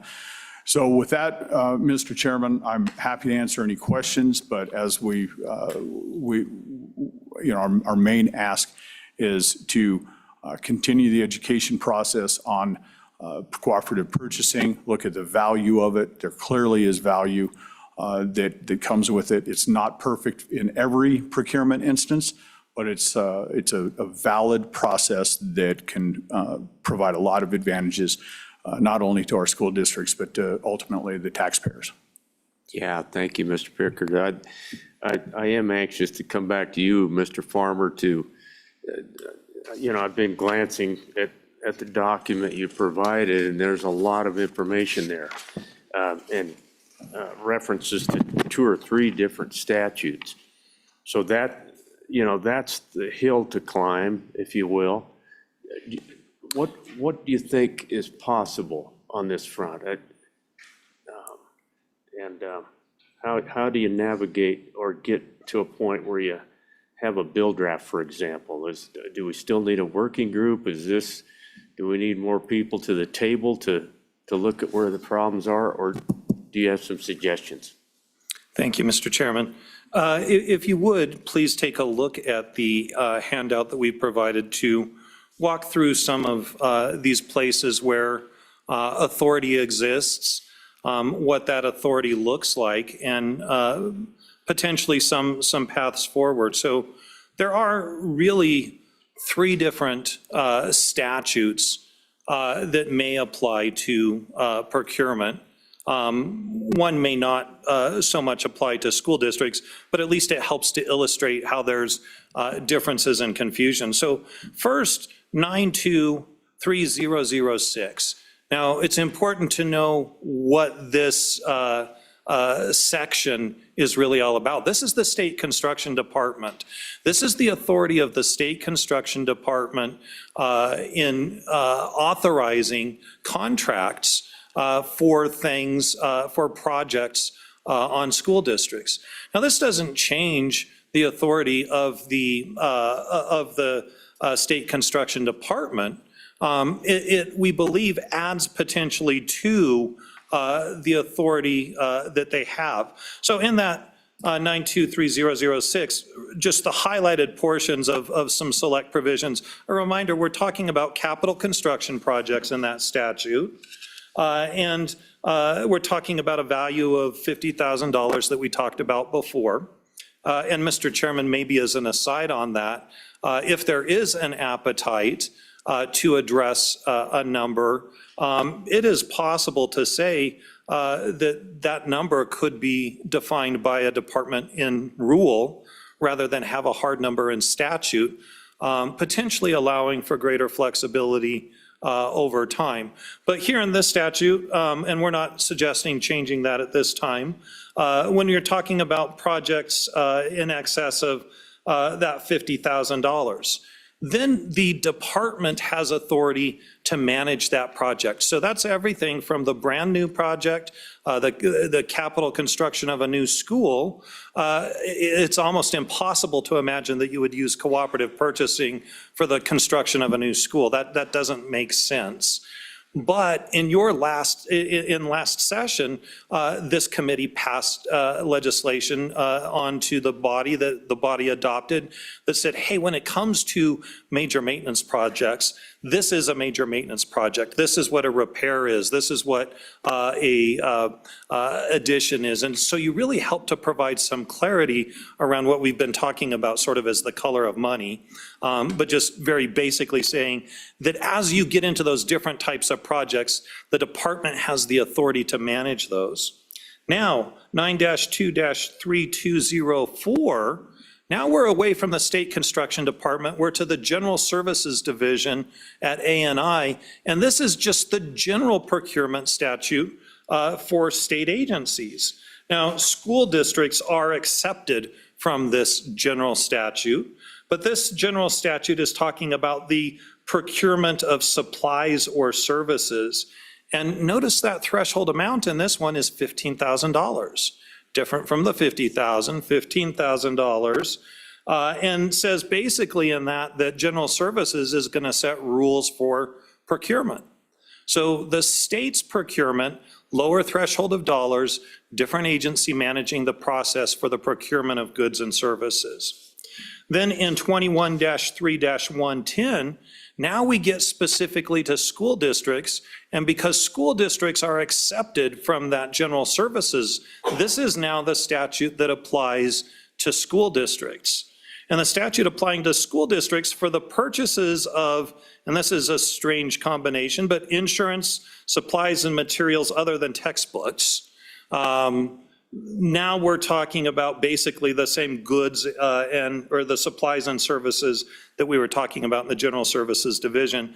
Different thresholds. There's sort of a competitive bidding process, less than a full procurement process if it's between 25,000 and 50,000. So basically, if it's under 25,000, there is not a procurement process specified in statute. Between 25 and 50, a competitive bid process. And if it exceeds 50,000, then you're going through a formal bid process. Now, that formal bid process does look different than the process used in those other statutes. There is a newspaper publication requirement that you see here that is absent in those other parts of statute. Unfortunately, when we've changed statute over time, we've removed that from the other statutes, but we have it here, and perhaps even strangely again, for school projects, back under State Construction Department, there's a newspaper advertising requirement that's imposed in this statute that's not in its parent statute in that 923000 sequence. So some ways that we can do this is to provide the clarity under that procurement statute for the department by adding a new subsection. So really just adding to the authority the department already has, an authority to use goods or services where it makes sense, so long as the process used the Northeast Wyoming BOCES or another cooperative. And Mr. Pickard mentioned things like Omnia, which used to be FirstGov. People have probably heard of that. Sourcewell, Byboard, AEPA, these national cooperatives that exist and operate in other states. So long as it makes sense, we can use one of these cooperatives so long as they have used a substantially similar process and adhere to important components of Wyoming law. Now, really, we looked at what does Idaho do to allow for competitive or to use cooperative purchasing in their procurement process, and more or less modeled this after the approach that the state of Idaho uses to allow that sort of cooperative approach. That is for the construction project side.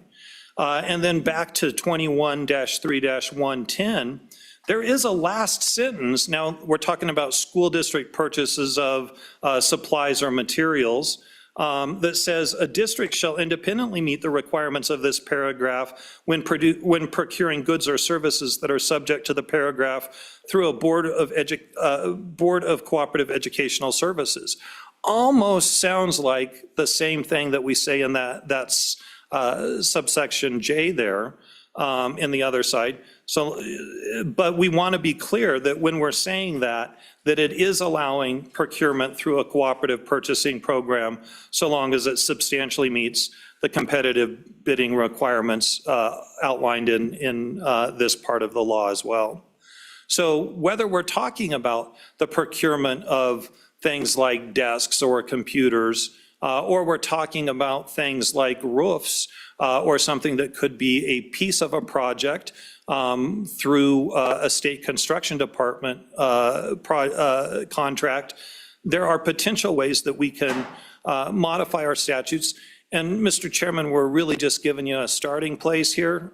With continued discussion, we believe it can get better, but a starting place to say, provide that clarity, make it clear to the department that cooperative purchasing can be used, make it clear that school districts can use cooperative purchasing for supplies and materials, and maybe reduce some of the rigor that is unique to each of these different things to provide a more consistent process, whether it's state construction department, general services construction or procurement, or school district procurement.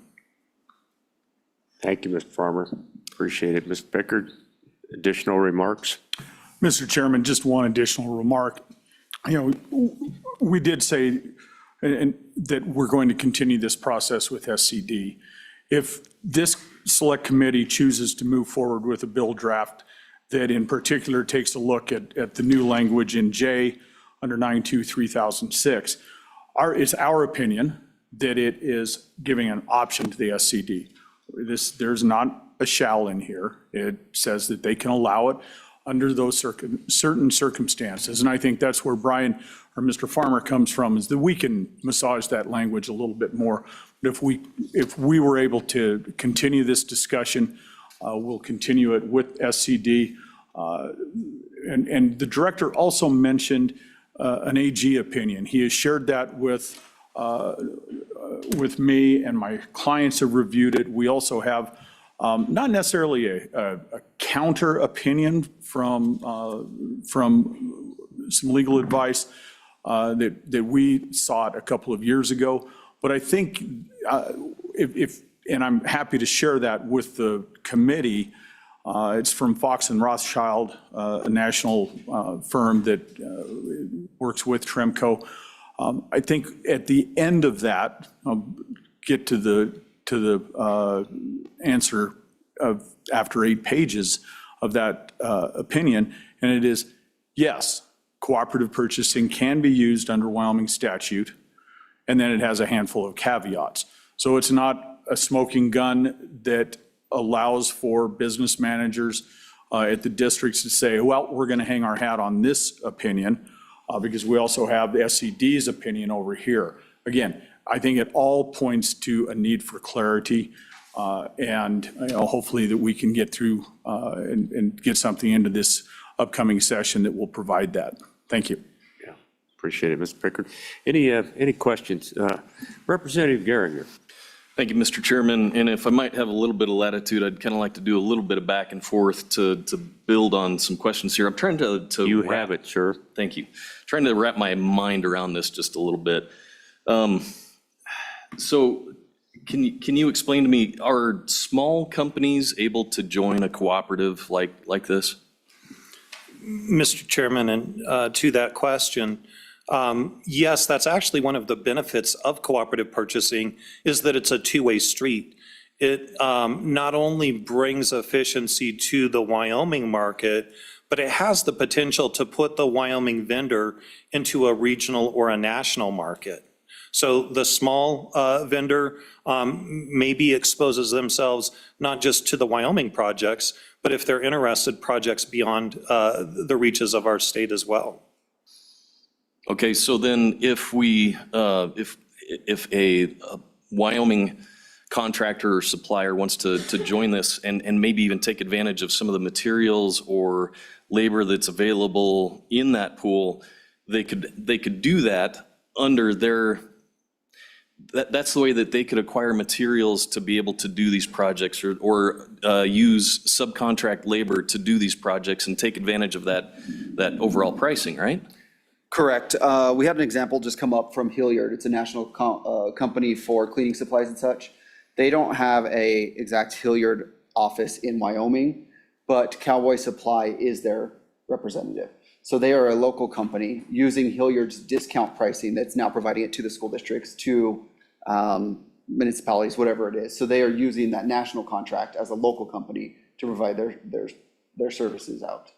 Okay, so then if we have companies that are able to utilize that as a process, why do we, as the state government, need to get involved to say we want to bypass what's available to our own local contractors and suppliers? If they're able to join that co-op and provide that kind of efficiency for us, why would we want to interfere as a state? Mr. Chairman, to that, I think the problem is because the cooperatives are geared toward government purchasers. And so it's looking at the government entity procuring the item from the cooperative. If a vendor were to be able to reach out and access that, they still have the can I sell it to the Wyoming governmental entity problem, because they are not the pre-qualified entity. The entity that they are procuring in that example is. So you have to sell it to the Wyoming entity, you needed to be on the cooperative.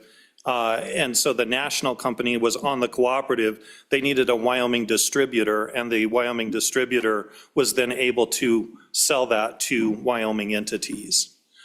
Okay, and maybe I misunderstood, and thank you, Chairman, for the continued latitude here.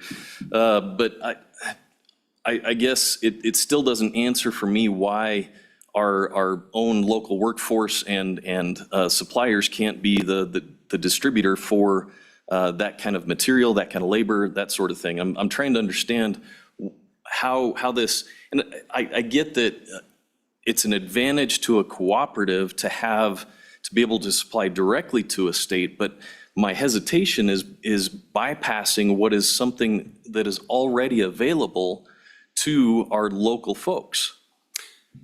And Mr. Chairman, I think that's maybe where the lack of clarity is.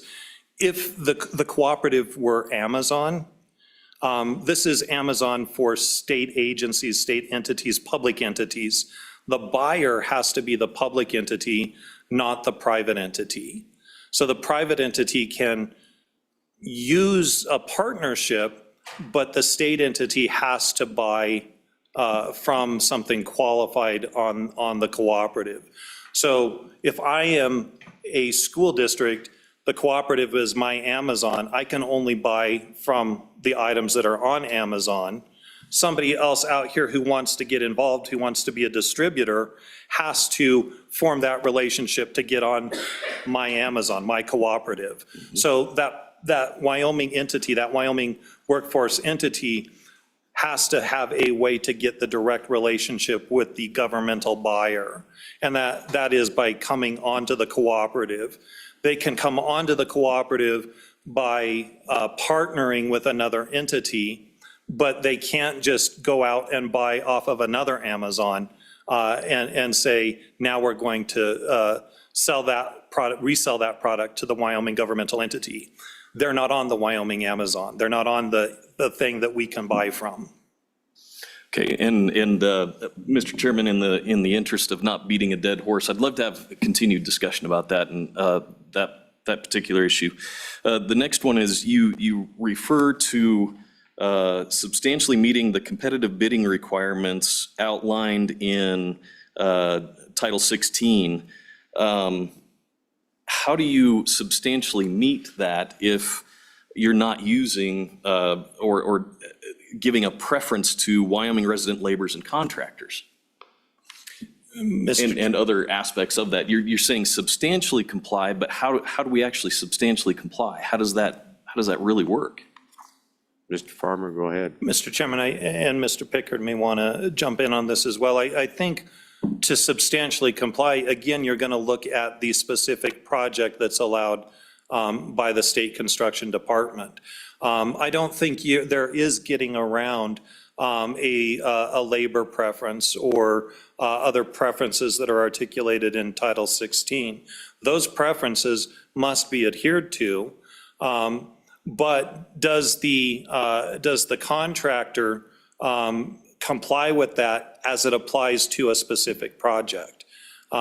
So without having to submit an independent bid that says, this is how we're going to do it in this case, this is how we're going to do it in this case, they say, we will comply with those statutes in each of the projects that we do, but we're not necessarily going to say, here's how we're going to do it in this project or that project. They'll just say, we will comply with those requirements. I think that's how we envision that working. And last comment, Mr. Chairman, and I'll just That's put all right, Representative, go ahead. bow on it here. So I guess we've talked about finding efficiencies in everything that we do, and I appreciate I really want to save a lot of money on our construction, on the materials that we provide. I really do. We've got to rein in some of what's been happening with our increasing costs, tripling in the last 14 years. This could be potentially a way to do it. I get that, but I don't want to do it at the risk of alienating our local workforce and local suppliers. Thanks, Mr. Chairman. Yeah, Mr. Pickard, do you want to touch on that one, and then we'll go on to some folks who might want to testify on this? Mr. Chairman, let me see if I can tie this up very succinctly. One, in the circumstance of Tremco and roofing and building envelopes, local contractors are utilized at every step of the way. This is a national contract through the cooperative for the manufactured materials, the expertise, the manufacturer's warranty that's stronger, quite frankly, than any of the others that are in the marketplace. So that's one of the advantages that SCD should be looking at. So to address the local contractor issue, that is one of them. But I think most importantly, time equals in the past 6 months or 6 years, 10 years, 12 years, we've talked about it on a daily basis in the Appropriations Committee, time equals inflation. And if you can streamline the procurement process a la a cooperative that has already been bid competitively nationally and locally and statewide, you're going to have some of the cost savings that might not be quantifiable at this moment, but they certainly will be when you get more projects out there. Set aside the workforce challenges that the state of Wyoming has. We all recognize that. But if you can get more projects more efficiently bid and procured and on the block to be completed, you're going to take away that inflation factor that happens to be killing our state budget. Simple as that. Well, thank you. Thanks, Representative. Good questions. I want to go to Senator Dockstader and then Senator McEwen. Thank you, Mr. Chairman. Gentlemen, probably all realize we drop millions of dollars into our schools. Those are Wyoming dollars. And what I hear you telling me here this afternoon, almost this evening, that you're going to bypass that and go out of state to do business.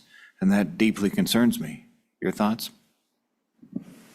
Mr. Farmer, go ahead. Mr. Chairman, I think the desire is to get Wyoming businesses, Wyoming folks into cooperatives as much as it is to utilize the cooperative. Ultimately, I believe that the bid process is being the steward of taxpayer dollars. How can we find a combination of the best product and the best price? The desire is not just to chase the cheapest price, to buy the lowest cost thing, but is there a way that we can be cost conscious by expanding the marketplace? So yes, to that degree, we want to be cost conscious. But at the same time, I think there is opportunity for Wyoming sellers to get involved in cooperatives and expand their market as well. Thank you, Mr. Chairman. Follow up? You bet.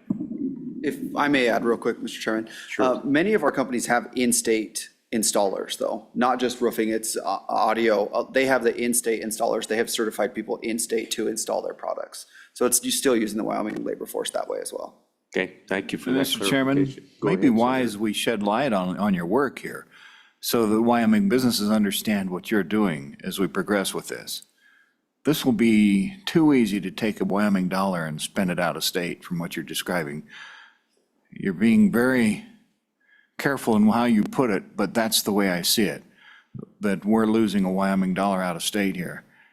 There's a reason we drop millions of dollars into our schools, which feeds into the communities which all those businesses are associated with. I deeply encourage you to make sure that we take care of Wyoming here. If I could have one more, Mr. Pickard, you talked about redoing J. Could you be more specific? How are you going to do that? Mr. Pickard, can you find that? Mr. Chairman, Senator Dockstader, if you'll look on page 3 of the Wyoming School Boards Association handout, at the bottom of page 3, proposed revision, that is section J that is being proposed for the consideration of the select committee. And it simply reads, the department is authorized to allow cooperative purchasing contracts for goods or services to satisfy this requirement, this being the requirements of 9-2-3006, as long as they substantially meet the competitive bidding requirements outlined in Wyoming statute, and you can continue to read on. And then at the statutory citations, and then goods or services procured through such a cooperative purchasing program shall be deemed to have been acquired in accordance with the requirements of this chapter. Again, we could spend some time wordsmithing that at a future meeting, but that's, Senator, what I was referencing in section J. Thank you. Thank you, Mr. Chairman. Just a Senator word of McEwen. caution that we make sure we're taking care of Wyoming here. Thank you. Yeah, thank you, Senator. I'll be quick, Senator Mr. McEwen. Chairman. So if I follow the procurement processes and do it within statute, can I not join any cooperative? Does it have to be this cooperative? I heard you say earlier that I couldn't order from Amazon unless I ordered from Amazon government. So I'm kind of a little murky on that. Could you help me out with that, please?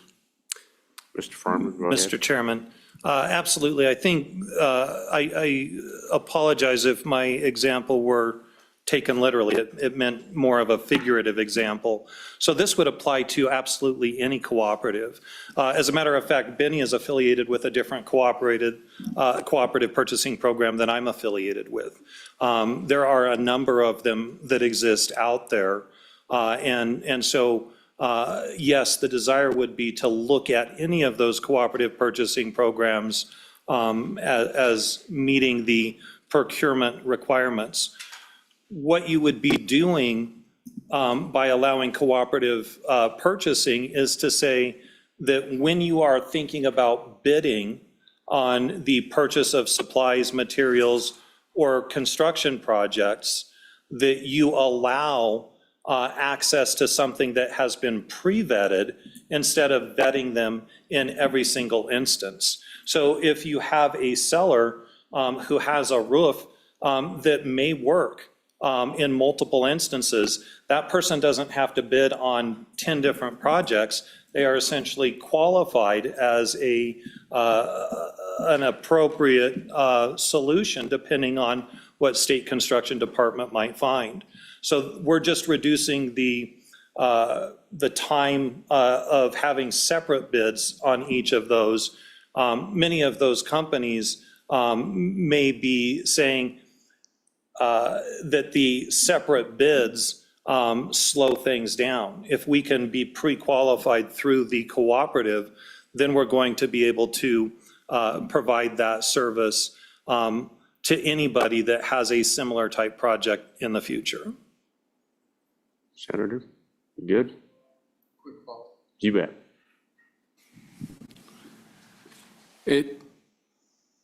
It seems to me that we're setting up a system that the AEPA, you get approved as a vendor on that system, and we're picking winners and losers too. And I do have to agree with Senator Dockstader. I do see the money leaving the state. And fortunately, I understand co-ops thoroughly. I'm an independent grocer. I belong to a co-op, and I have to because the place with the blue and white bags and the place with the red and white bags, if we didn't get together and purchase as an entity, they'd stomp our guts out.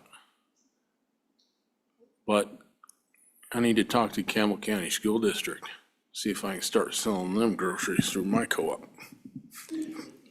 Thank you. Well, gentlemen, thank you. As you can tell, this is a topic that we've got to continue to work at. I think, I'm not sure what the solution is tonight. I'll certainly check with the committee as soon as we get public comment, if there is any, and see what the pleasure of the committee is. But I think it's a legitimate option, but I think there's work to do to try to get through this notion of, are we bypassing folks that we don't want to bypass? That's the concern of 2 or 3 of the committee members tonight already. And obviously, if we were to take it as a committee, we would have to take that out on the floor of the House and Senate and explain that. So that might be the challenge that I would give to you 3, is how can we assure somebody that we're not cutting out our Wyoming people? Mr. Farmer? Mr. Chairman, just to think about the options that are available.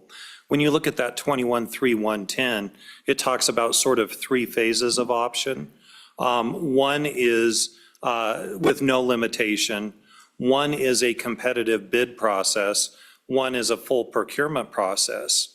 If we want to say, is there a middle ground? We could say that something through a cooperative is pre-qualified for a competitive bid process, which means you're going to look at multiple quotes without going through all of the administrative process of a full bid. So you have that comparing the Wyoming entity that may be in the cooperative or may not be in the cooperative with the cooperative. So there are many options available to the committee. Yeah, well stated. There might be an option in there to include BOCES in a bigger way. So thank you, gentlemen. Let's see if anyone else would like to testify or comment on what we've been talking about here. We are on school facilities procurement requirements and talking about things like Northeast Wyoming BOCES. Hello, Mr. Ms. Little. Chairman, thank you. Members of the committee, Kelly Little with the Associated General Contractors of Wyoming. I'm withholding an opinion and a position on this because just learning and listening to the conversation today, I heard some pros, I heard some cons, and I definitely think the next step would be for us to come to the table, for contractors, Wyoming businesses to come to the table with the proposers of this really philosophical change in the way we do business in Wyoming, the way the state does business in Wyoming, and be able to discuss through all of those intricacies and complications that could arise that could be detrimental to Wyoming businesses. So I would hope that we would have that opportunity. And I do think that can happen, but definitely don't want to jump the gun and have some of our Wyoming businesses hurt by that. My members definitely take pride in the work they do in Wyoming's communities. They're neighbors, they're friends with the people that they do the work for, and I think that shouldn't be understated. So I will take questions.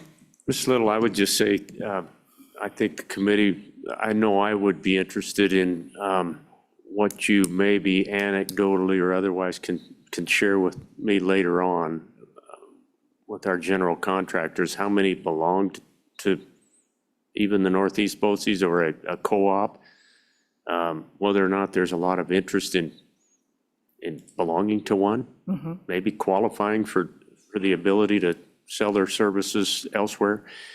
I would just be interested in what you hear.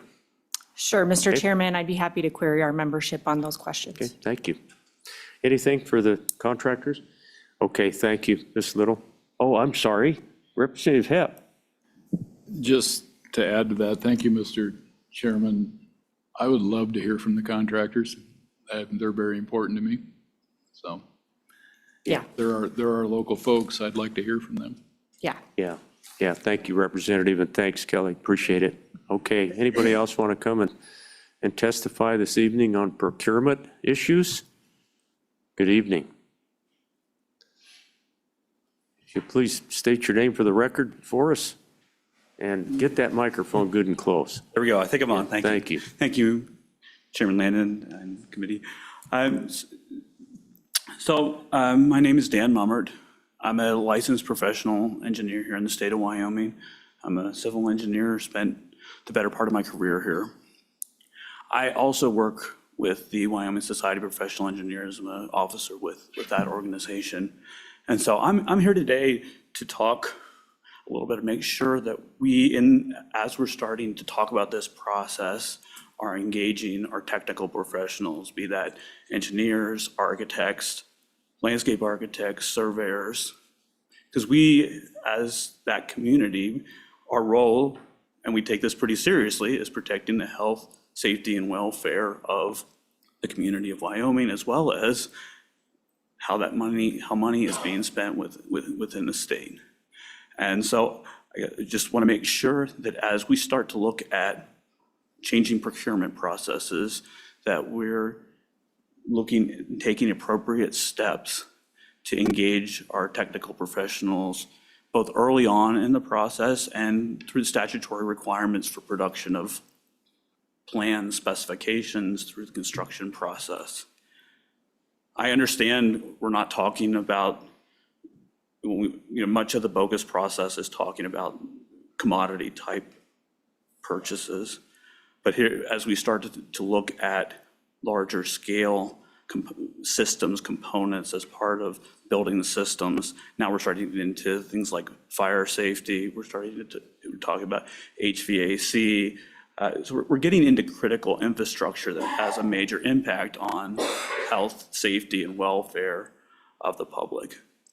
So really my goal in being here today is to extend our interest in being part of this discussion, that we want to be part of helping if this moves forward into further discussions as to how we as the professional and technical engineering community can help play a part in making sure that money's being spent wisely and that we're protecting the public and through those processes.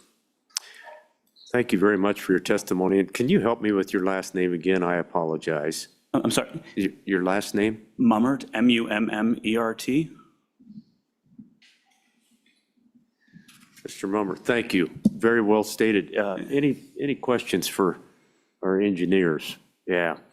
Yeah, thank you for being here tonight. Appreciate it. If it's all right, I have a little small lead behind. Can I bring that up to some more information? If you want to provide Okay, that to thank our you. staff, that would be great. And meanwhile, we're going to continue on with anyone else who wants to come forward on procurement issues tonight. We're taking up procurement, BOCES. Anyone else in the room? Do we have anybody online, Ashley? No, Mr. Chairman, you do not. Okay, I'm going to close the testimony on this item on the agenda committee. I would just quickly ask if there's any pleasure of the committee in this regard. I'm not sensing that there is at this point in our interim. I would say that it's a pretty intriguing notion, and the idea that we can maybe save taxpayer dollars, we're always interested in that, but the proponents, I would just encourage to maybe gather some critical mass. Maybe our professionals who just visited with us and our contractors, and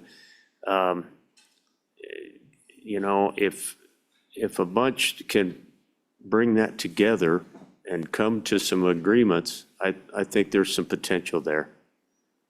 Tonight, I'm not sensing that there is. So appreciate you guys bringing that. There's always the opportunity for individual legislators to bring items if we can pull something together. So let's call the director forward. We've got review requirements for report pursuant to 2025 Wyoming session laws. Director, one last shot for the Gipper, Okay. and then you can head south. Thank you, Mr. Chairman. Again, Del McComey, Director of State Construction Department. This item is one that came out of the session, as you mentioned earlier, last session, and directs that we report to the Appropriations Committee, Select Committee, others, on a couple of different items. And it took a little bit for us to understand what this was going on. You and I have had a number of discussions with LSO staff.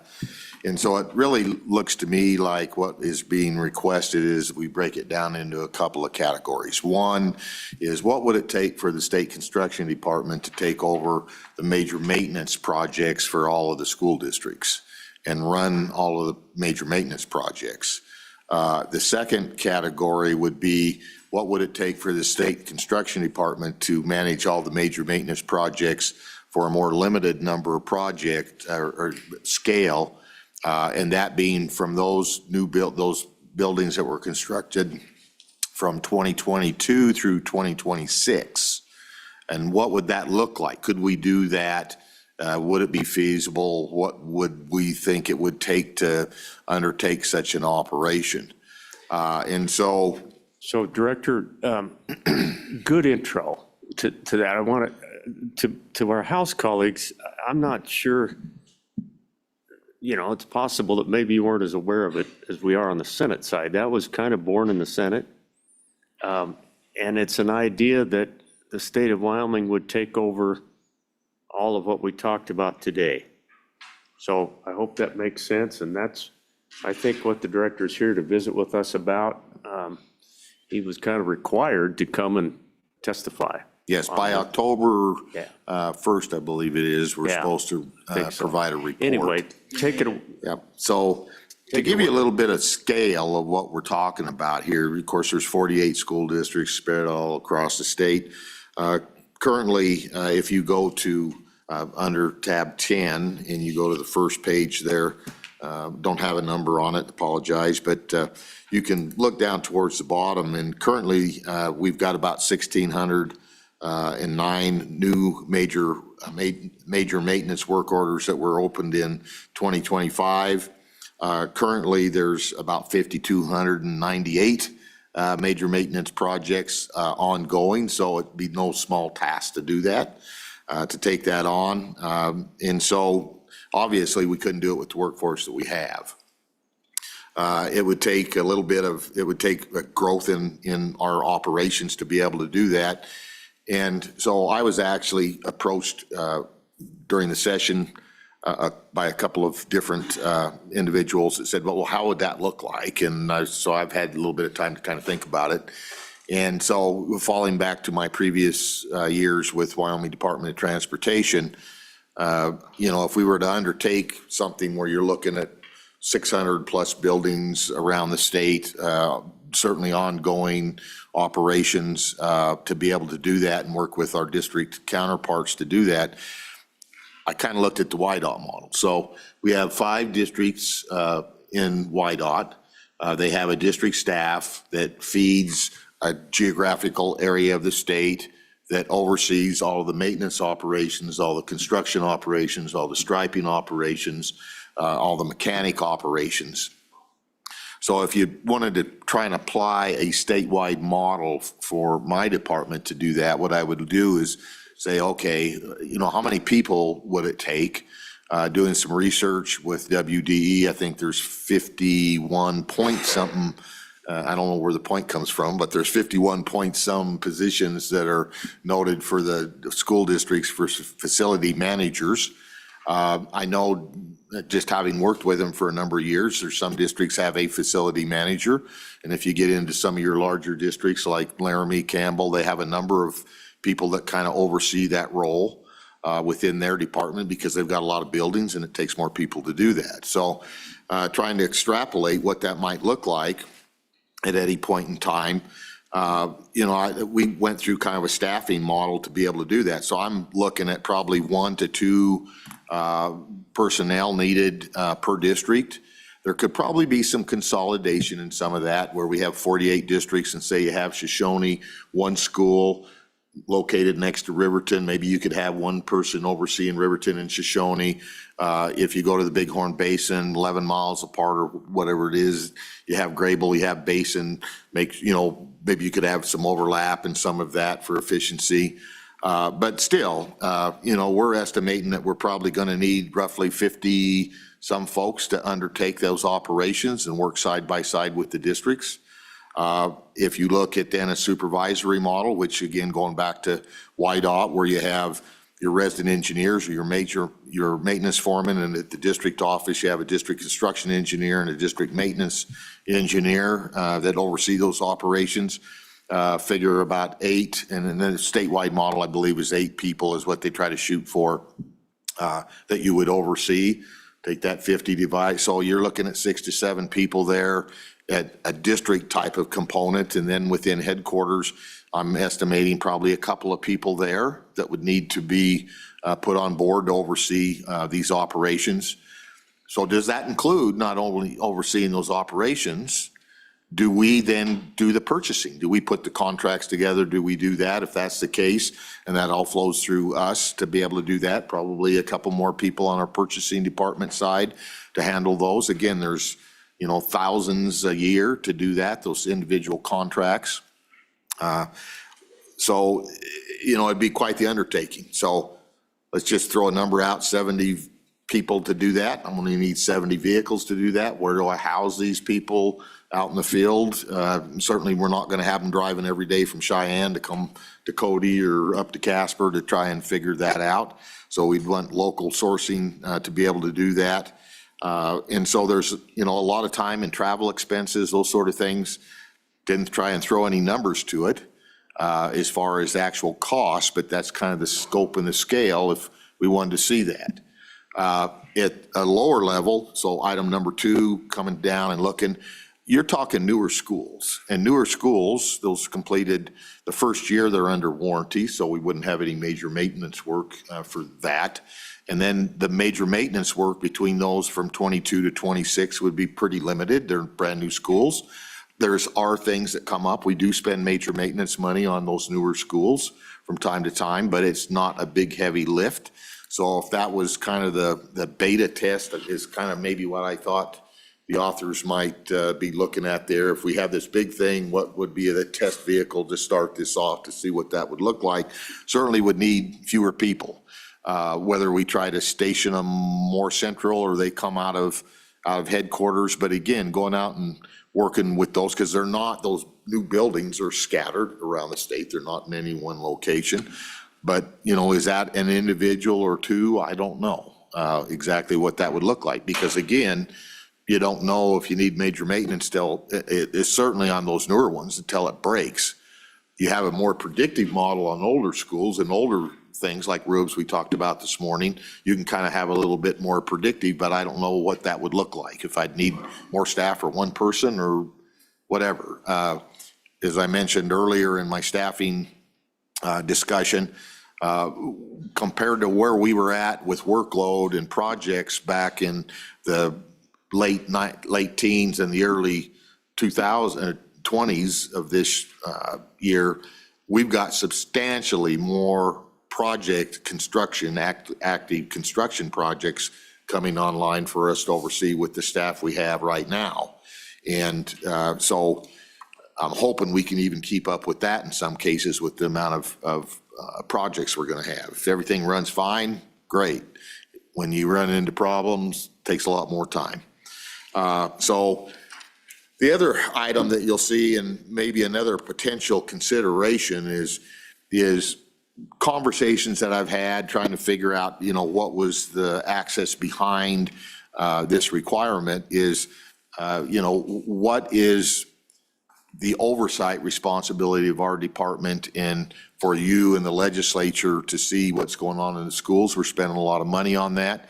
So would it be, rather than us taking that over, could there be something more of an oversight role?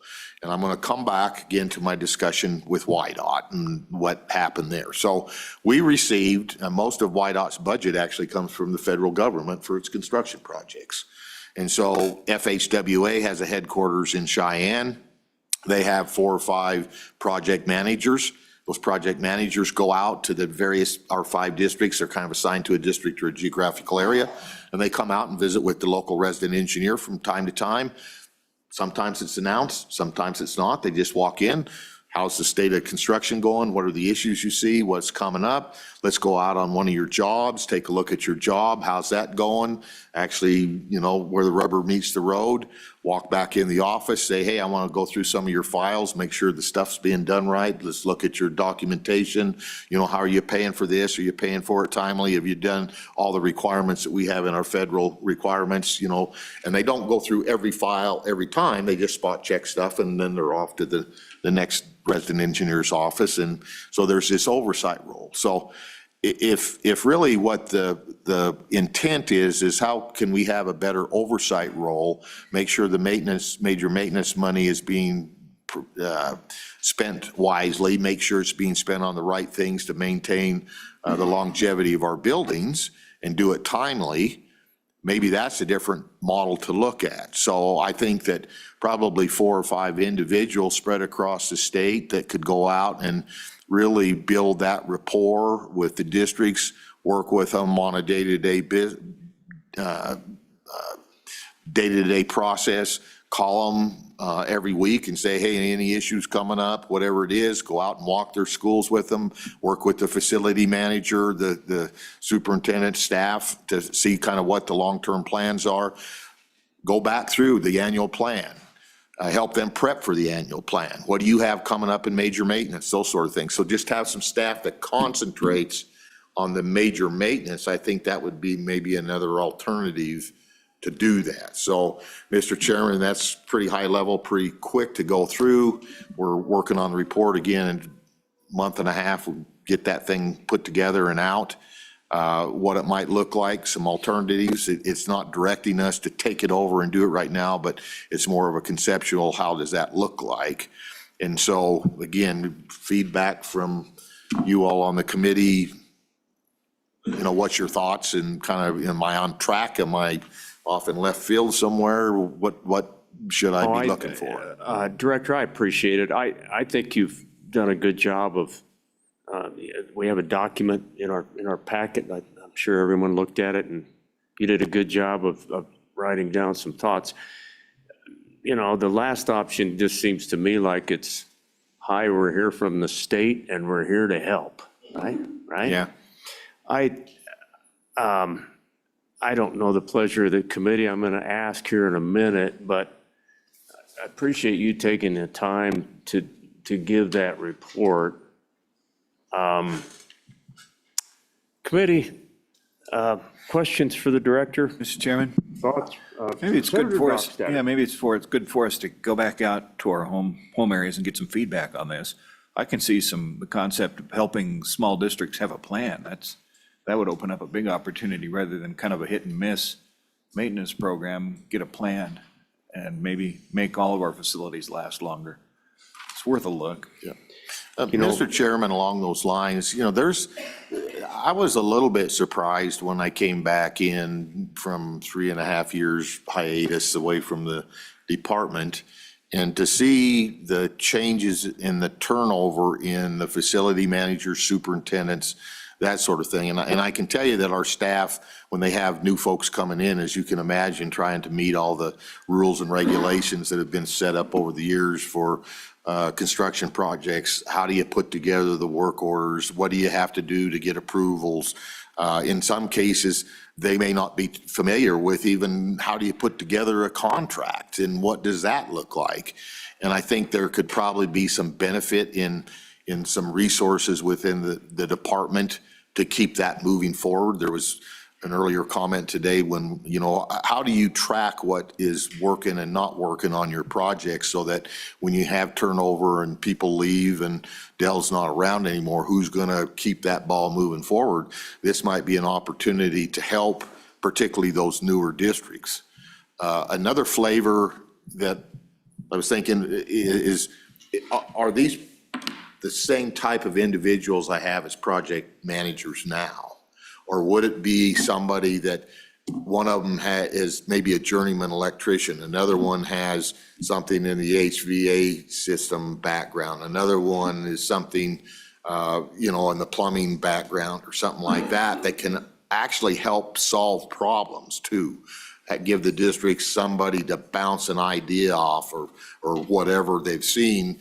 And certainly somebody that's seasoned in that and is working statewide and seeing issues come up, your learning curve gets pretty big that you can share with the rest of the community. And that's part of why I focused on trying to bring back the facility managers group so we have a lot of that discussion. And the beauty of that facility managers group isn't necessarily even the formal discussions we're having in the meeting. It's all that interaction you have when we take a break and the night before when people show up and building that relationships that, oh, you have this problem, you had that problem. And I can see it right now where some of the newer facility managers are now calling up some of the more seasoned facility managers and saying, hey, can you help me out? And so it started that dialogue. So that's maybe another opportunity. It isn't, along that same lines, but I would like to see it be more of a resource-based opportunity to help than we're from the state and we're here to help. Yeah, Director, the question in my mind is, do we really have massive enough abuse or misuse of funds that would dictate that kind of metamorphosis? And the suggestion on the part of this committee that we hire 5 or 10 or 67 more people and create a huge department at the state level, that's just a huge lift. And I just don't think that's realistic. That's my opinion. But further questions of the director. Senator McEwen. Thank you, Mr. Chairman. Director, I'd just like to ask you, on the 3 different options you presented, this is probably not a fair question, but which do you prefer right now? Thank you, Mr. Chairman. Mr. Or Chairman. do you prefer what the operation we have now? Yeah, Mr. Chairman, I guess right now what I would say is that taking over the responsibilities of the district and what that looks like, I would be very hesitant to broach that. I'm not saying it couldn't be done. I'm just saying I don't know if that's really where we want to go. As was mentioned earlier by the chairman, is it broke, is it bruised, or are we, what's the situation truly? I do think that the new system we've put together in place with the operate system where we track work going on, where we've gone out and done an FCA and we know what the deficiencies are in the buildings. The strategic plan, when we put that into operation, that strategic plan, and I've testified to this before, I believe that we should be doing assessments on our buildings every 5 years, both on the state side and the school side. So as John said, as we're taking those items off, other stuff is coming on. That gives us a cross-check if we're doing that every 5 years to see how that's operating. But that new system gives us long-term planning on what's coming up. So I think if there were abuses in the past, I think the way we're tracking and monitoring that now would even limit that. But certainly, I mean, I work with the districts all the time, and they try to do the right thing because they're responsible to their own boards and the parents that are out there. And so, you know, I would rather, if there's some way that we could be a better resource and it would help alleviate concerns from members of the legislature, I'd be all for that. But taking over the program, I'd be hesitant. Absolutely. Go ahead, Senator. It's been a long day, so there's time for a little humor now. Yeah. Well, that siren you heard was, they were coming for Representative Provenza because she broke her brain here a little while ago. So they're coming to get her. I'm glad to see that you have your own version of health inspectors out there that go to construction sites. Because, boy, I love the department that comes to my store twice a year. And I have to pay for the license. We're here to help. Well, Dell, we do appreciate you taking the time to consider and, you know, the bringers of that notion. I have nothing but respect. I think the idea is, are we doing things the best that we can do them? And that's the desire of this committee for sure. I am hesitant, especially these days, to bring a suggestion to our appropriations committee that we hire a whole bunch of people and create a bigger agency. I'm not sure that would be well received at this point. But I hope that we can assure them that the funding that we do suggest that they help us with is going to be used properly, and we'll keep an eye on it, committee, right? Anything else? Okay, thank you, Dell. Thank you, Mr. Chairman. Appreciate that. Tanya, just to finish up today, do you have any thoughts about what we've done and what we need to do? Mr. Chairman, your next meeting is October 27th here. So we'll be back to see you guys then. And I believe, and Tanya can correct me if I'm wrong, you guys only requested the changes to LSO 86 to be presented at that next meeting. Okay, all right. Sounds great. Anything else for the good of the cause? Committee, anything from any one of you? Motion to adjourn. For real this time? All right, thank you for all your work today, committee. Enjoyed the day with all of you, and we'll see you in October, if not sooner. We are adjourned. Thank you, everybody, for being here. Thanks, everyone. Appreciate it. Thanks for running a tight ship. Oh, my God.